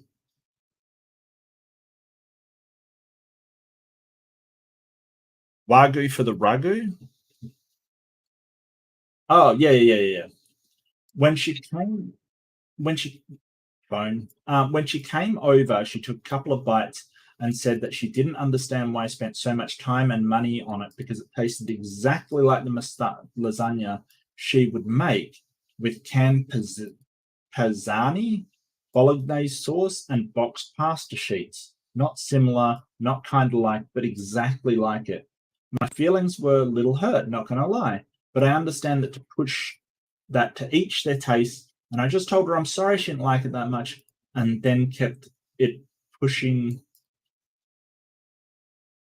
I just told her I'm sorry she didn't like it that much, and then kept it pushing and suggested we watch the movie. So that means like she just kept it going, like, just flash forward to yesterday. She was coming over for dinner, asked what she wanted to eat. She said lasagna. So I popped over to the store and got panzani sauce and pasta sheets to make it because A, she said my lasagna was, and the quick one tasted exactly the same, so no need to spend a lot of ingredients.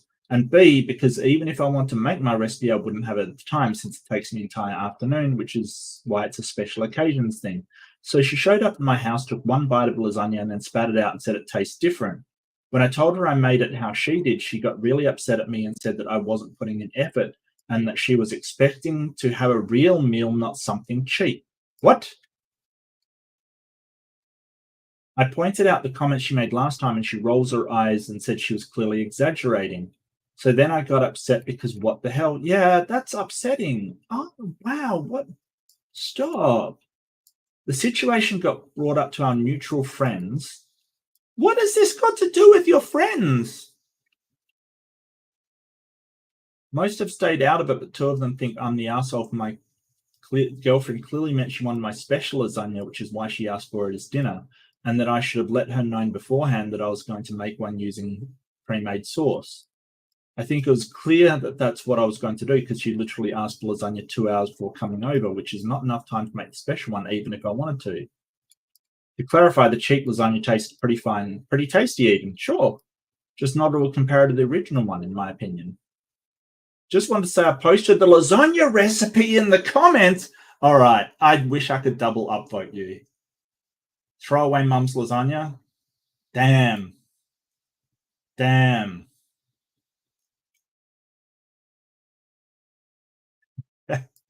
Yes, she's Gordon Ramsay. That's fucking raw. What are you? I'm an idiot sandwich.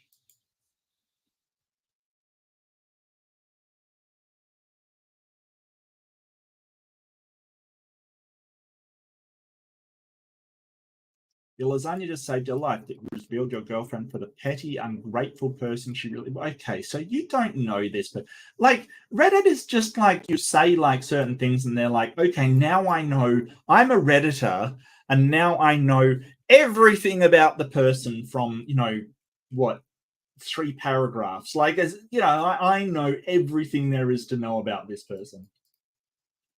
Praise be lasagna, not the asshole. All of this. Yeah, Redditors, could you calm down? Where's the lasagna recipe?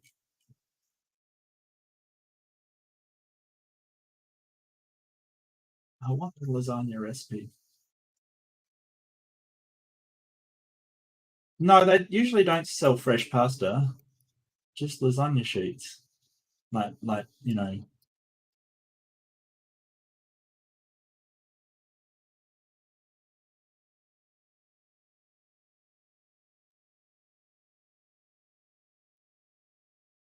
I just want to say thank you. Why would you just say that, not to put the original post down? Why would she do that? Was she trying to neg her or something? Yeah, it does sound like it. Because if I made something that takes a lot of effort from scratch, like for instance, I do a really good slow cooked chicken with mustard sauce and leek and carrot kind of thing. It takes a while to cook. takes a little while to prepare. It's not too bad. It's okay. It's pretty easy, but you do have to sort of pre-cook the chicken and stuff like that. If somebody sort of said, hey, that's exactly the same, like, it sounds like it's sort of, yeah, there's a difference between affectionate teasing and negging. You don't poke fun at a dish your partner worked hard on. Yeah,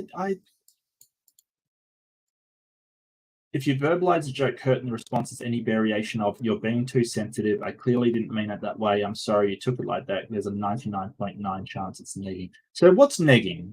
What's negging? As far as I understand it, negging is basically putting somebody down because you're insecure in your relationship. So you're basically sort of saying, hey, you're this or you're that because you feel like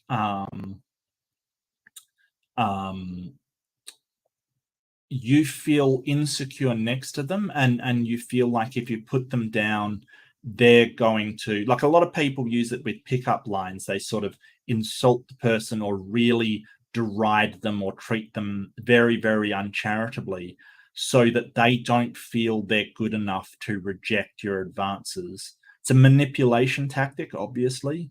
And it's really horrible because what you're essentially doing is trying to make someone insecure so they respond to your advances, that they will feel like they're not good enough. So your attention is the sort of confirmation they need.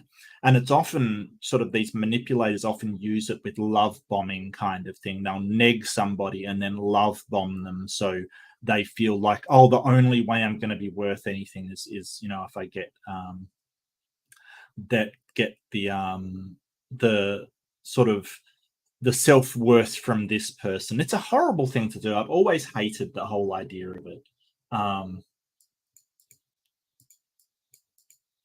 Thank you for this. Explains it really well. I'm not very attractive. Look, most people are more attractive than they think they are. We're always like, oh, I'm not very attractive at all. You're always more attractive than they think you are, especially young people. Oh, is she young? Yeah, 24. Look, you're not as unattractive as you imagine. Take it from me. You're not.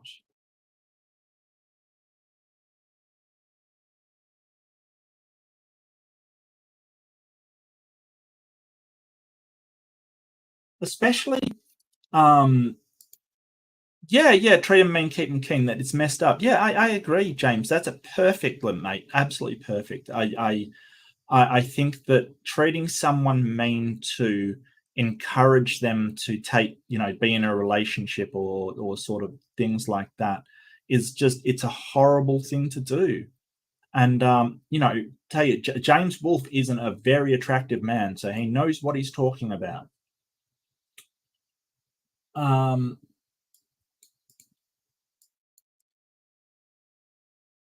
Would always make jokes or remarks. She wasn't with me for my looks, but my personality or my sense of humor, even when the situation doesn't call for that type of remark at all. Oh, yeah, that's a danger flag. I'm sorry, honey, that is a danger flag. Oof. Oof. I just want to thank this. This has been a real come to Jesus moment for me. Well, I mean, I get what you mean. It's been sort of an epiphany or a paradigm shift. I know it's embarrassing, but this is my first relationship and she is quite frankly out of my league. Look, out of your league, that is not a thing. Oh, hello, Ember. So glad to see you here. I was mentioning your stream, and I linked it for the asteroid thing. I certainly did give you credit for that one. That's just, you know, not that you discovered the Uracil or anything, but you know, Japan did that. But definitely for yours was the first place I saw it. Choosing an allegory. Yeah. Did I do a quiz for this one? Did I do a poll? Did I do a poll? I didn't. Wow. I'm shocking. I'm so sorry.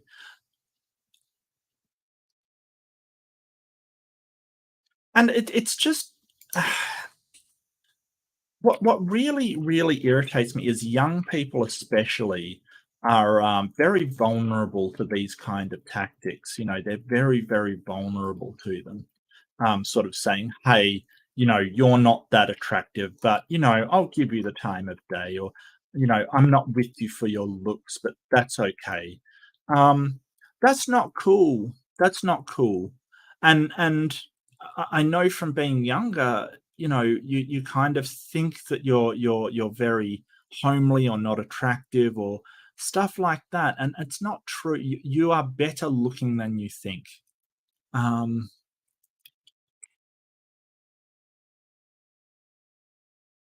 So I'm definitely going for not morally bankrupt. I think your partner needs a checkup. And what do we mean by someone being beautiful? So when I'm using that word, um, I'm generally not talking about the physical stuff.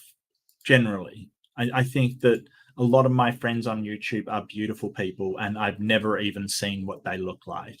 So to me, that word is not an indication of the physical necessarily. And usually when I use it, that's not what I'm talking about at all.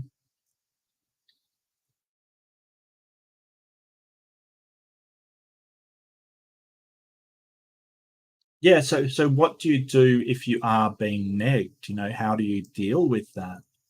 I think it's important to set boundaries, to sort of set those and do examine whether whether that that is something that makes you feel, if somebody makes you feel bad being around them, even if they're love bombing you and making you feel great later, you've got to re-examine that.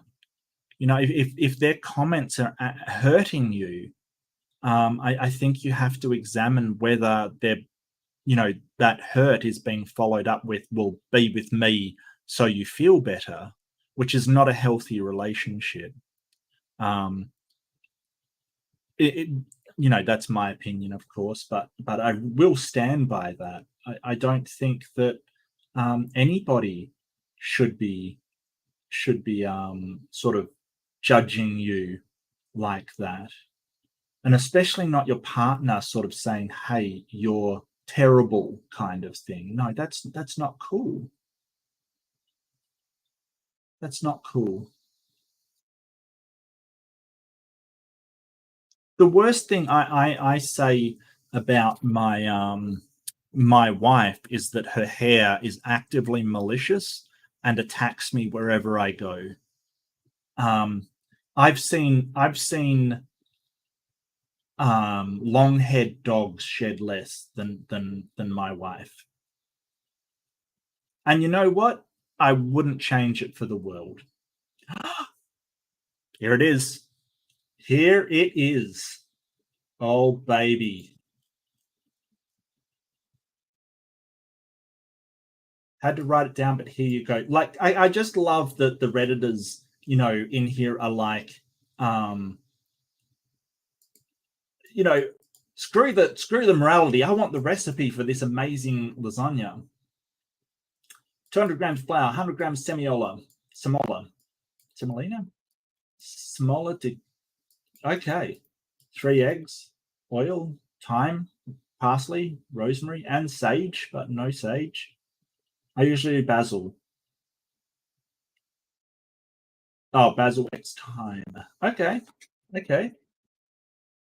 Salt, fresh basil, thyme, rosemary, parsley. I don't mind parsley. Basil, thyme, rosemary's okay. What this? Okay, so you heard it here first. Ricotta and goat cheese. Wow. All right. This woman is amazing.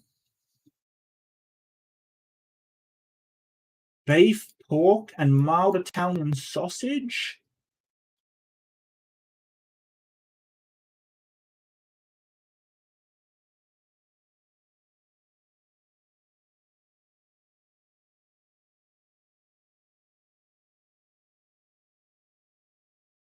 Wow.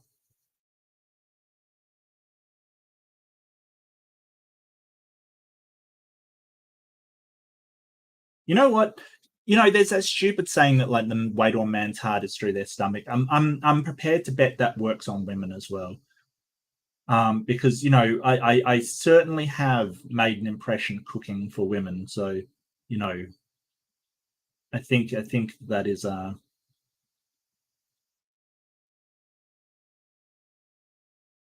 yeah, so now the Reddit post has just turned into all about the lasagna. You and your lasagna are way out of a league. My husband would switch teams for this lasagna. You would probably switch teams for the lasagna as well.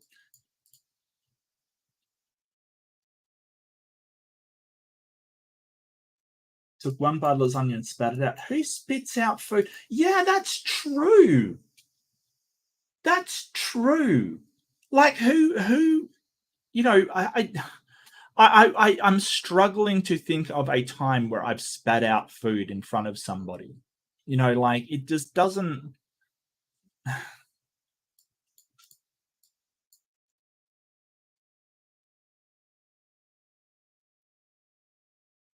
She has clearly stated she is entitled to not cheap food. Yeah, that sucks. Like, who says, oh, I'm entitled to expensive food? Get out of here.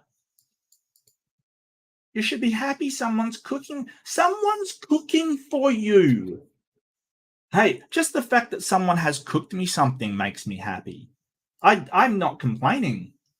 You know, but anytime somebody cooks for you, you don't really have, you know, if you're paying for it or something, sure. But if you're getting free food for no effort and you just rock up and get it, I don't think you're allowed to complain about it. It's something that you don't have to eat. Just don't eat the stuff.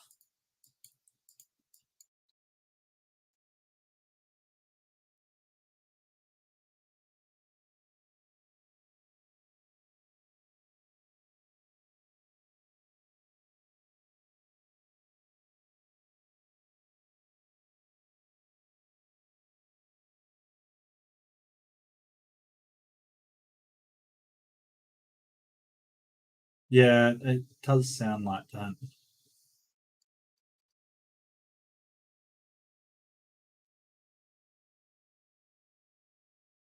So, okay, so this is interesting. So she and her friends are darboing you, denied the instance, she was clearly exaggerating, attacked, you aren't putting in the effort, reverse victim offender, you should have let her know beforehand I was going to use one using pre-made sauce. So that's her and her friends. Is darboing a thing? Is that a thing?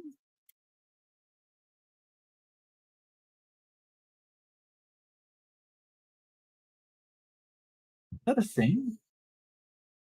Oh, okay, that is a thing. Of wrongdoing, perpetrators of wrongdoing, particularly sexual offenders. Oh, okay, interesting. But denied the instance, attacked, reverse victim offender. Okay. Yeah, yeah, sounds like it, Marina. It does sound like it. Yeah. And I like that this person's asking questions. Is the making meals on request common? Are your efforts often marginalized? Is this friend group mainly yours or her friends? A loving partner should have a thankful heart. Yeah, absolutely.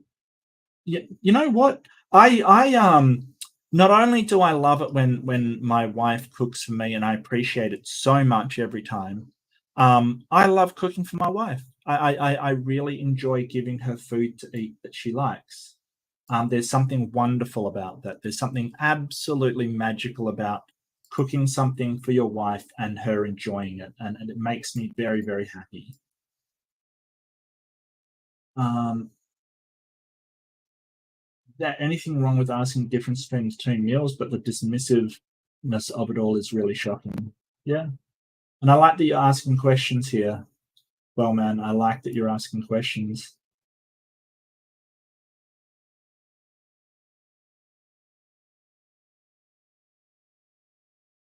Yeah, I'm with Reddit on this one.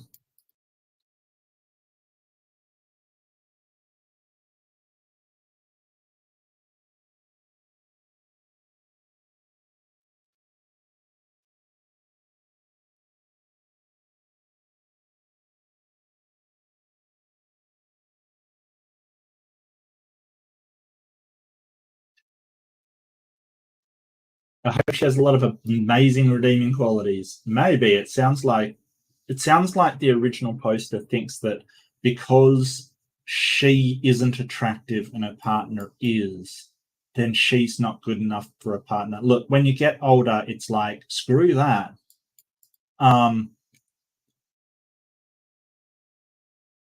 Yeah, like that doesn't matter. It doesn't matter.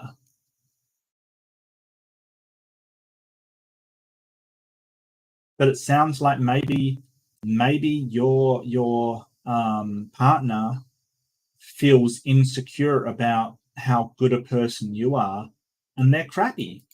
If they're a crappy person, then they're going to neg you to bring you down because they don't feel like they can be up to your level. And that's all that they sort of, people that sort of put others down in a relationship. That's all to do with their insecurity. It's not to do with you're unattractive or you're lacking something. Yeah, this poster sounds awesome and being really used by their partner, or just really abused by their partner. And I'm so glad I read that thing about Darbo because I've never heard of that before. Yeah. Okay. Well, I'm gonna go not the asshole on that one, but yeah, I'm back. Hello. Thank you so much, everybody. I actually poll. Posted nothing terrible. Really? Somebody voted poster was deplorable. Okay. Well, I mean, Titan is in chat. It was probably him, to be honest with you. So up and coming, I didn't want to talk about what I've got up and coming now. So later on in the month, I do have a debate against Praise on morality, which should be really interesting because when I run into Praise on philosophy, he has some really funny ideas that are kind of easily shown to be a bit of a problem kind of thing. I will have a couple of streams going up. I'm sort of went into rooms last week. One of them was running into somebody with literally some of the dumbest arguments I have ever heard in my entire life. And if you're familiar with Bubblegum Gun, you'll know exactly what I'm talking about as some of the dumbest arguments you've ever heard, quite frankly.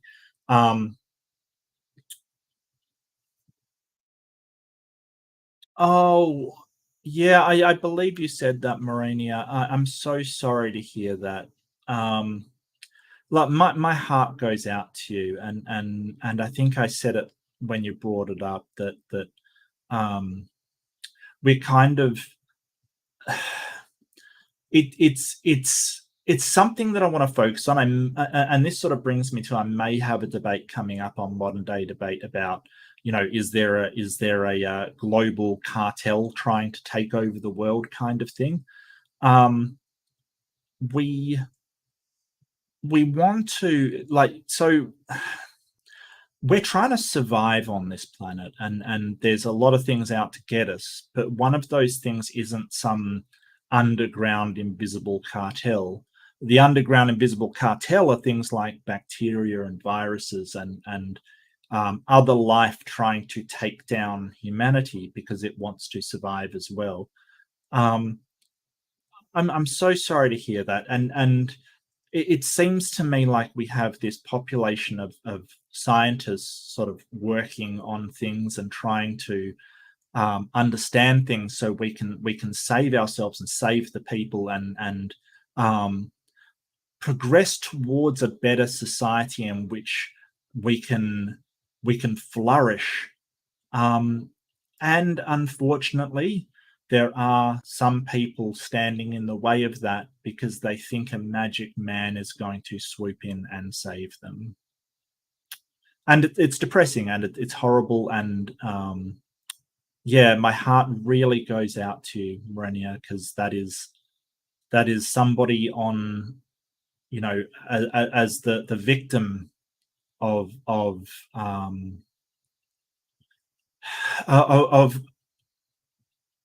incorrect and just thinking that is harmful thinking, harmful beliefs, harmful doctrines. and it's kind of, it probably wasn't even his fault, like, so a lot of the people out there, they were raised to believe this stuff. They were indoctrinated with this stuff by the leaders and elders in the church, people in their church who all believe the same. And it breaks my heart that we lose a single person when medical intervention could have easily saved them. And I mean, we don't know for sure. Obviously, we don't know for sure. Just because you do get a vaccination doesn't mean you definitely survive. But the results from countries that did do sort of widespread vaccination and countries that didn't show that that was effective and safe.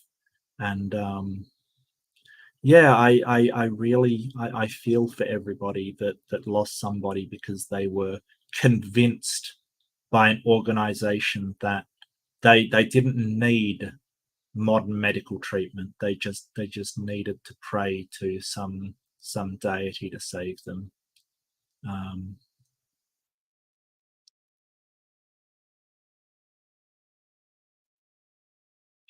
Maronia, my sister suggested I tried turpentine and indivectin because she thinks queerness is caused by parasites or demons, possibly different timelines or universe crossing. Yeah, and this is the kind of thing that I want to fight against.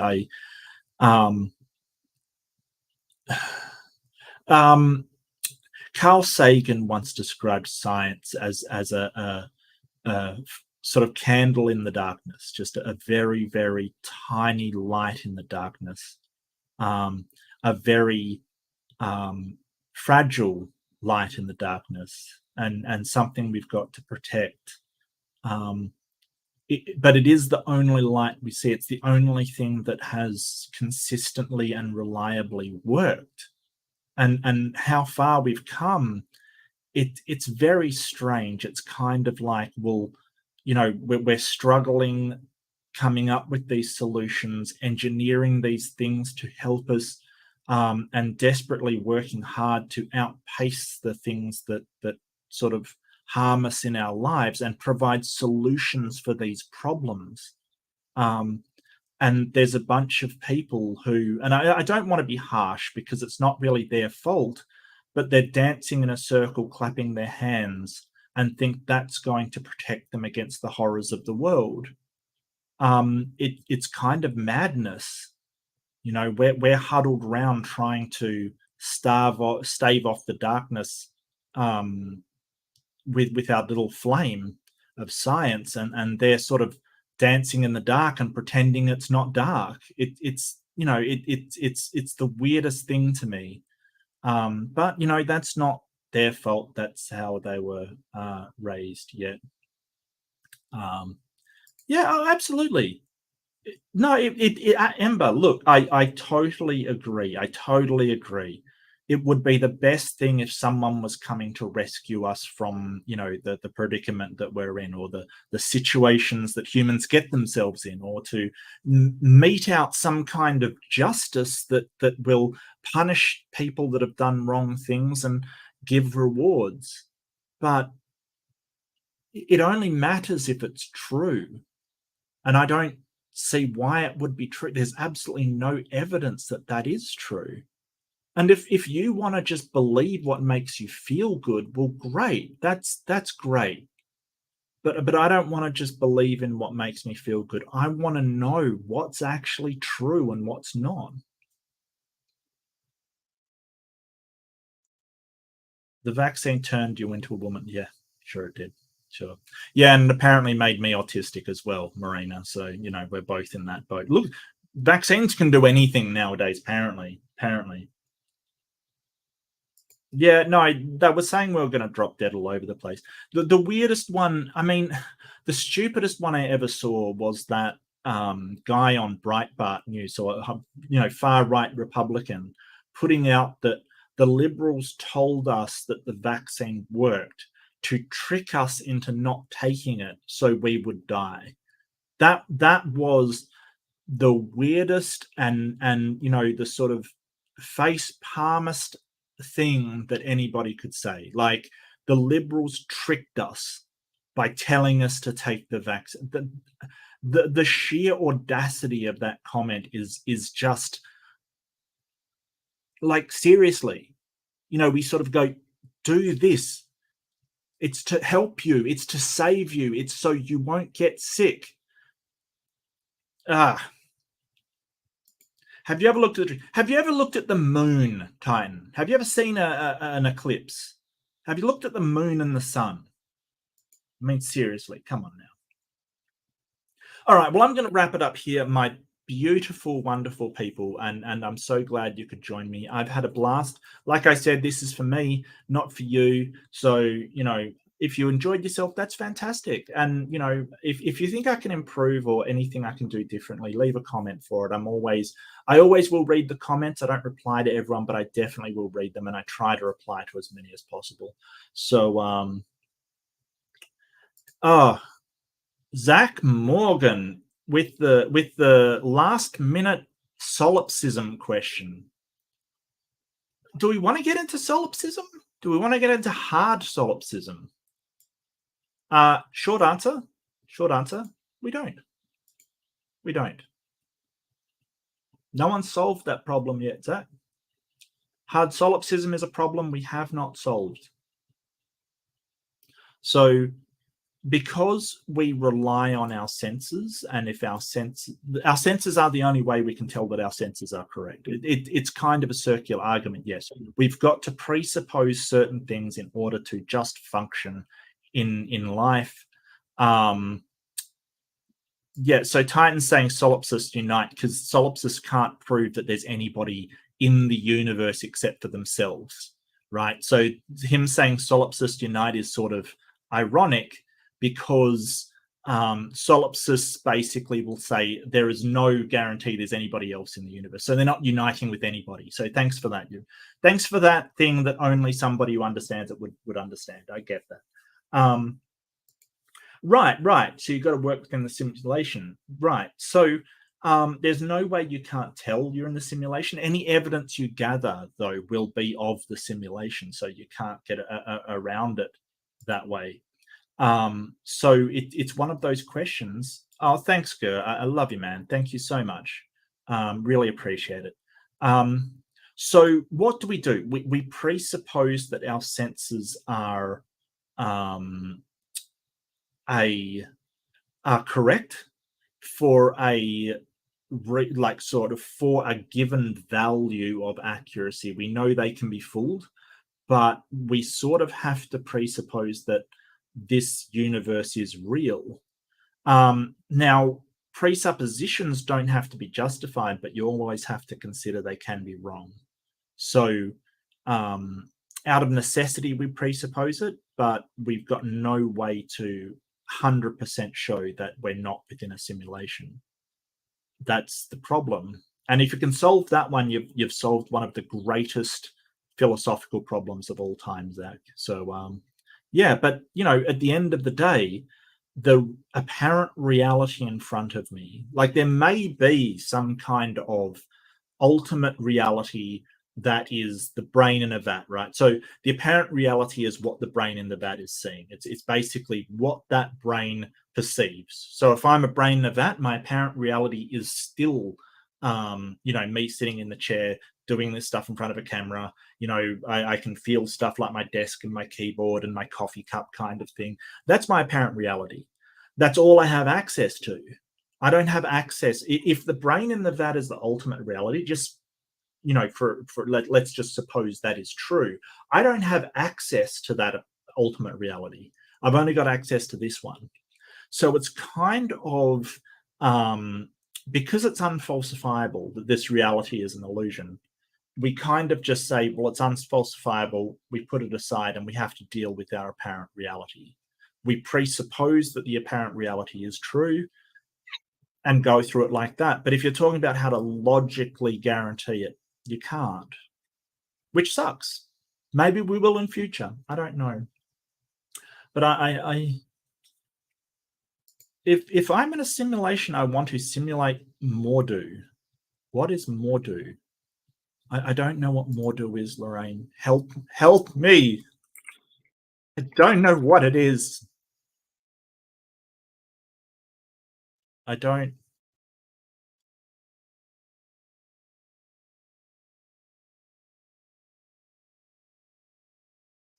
How do I simulate that? Okay, so yeah. So Leo had this thing where he was basically saying that sensory input is too rich and artificial input is not rich enough, so we have to be in a reality.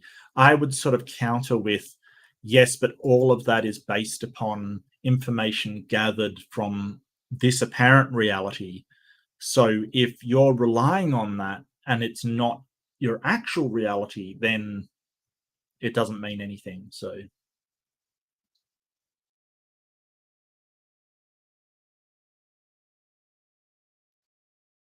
yeah, that's a good point, Marina. We couldn't disprove that we're not brains in a vat in a simulation. Well, I mean, presumably, if there's some way, some methodology we could use to prove that the brain in the vat was true, it would probably be applicable to the outside world. But you're right, like we can't do that, so we can't guarantee it. But anyway, I'm going to wrap it up there. But that subject, hard solipsism, I generally avoid it because it's insanely complicated, hard to wrap your mind around, and you could talk about it for ages and ages. Doing a video on dyslexia today. Want to review it on a stream? Yeah, sure. I'm happy to. I'd have to slot it in somewhere over the next couple of days. I'm not sure if you're doing the next couple of days. I do have to do some work on some stuff, so I probably am not available on the next couple of days, but I should be after that. If that's okay, Tugs. Anyway, my email's in my about section. Hit me up if you do want me to come on. If it is in the next couple of days, I'm afraid I'm going to have to bow out, Tux. My apologies, mate. But no problem at all. So, as always, be kind to yourself. Be forgiving to yourself and be kind to each other. And do take care. Love you all. And I will see you next time. Bye-bye.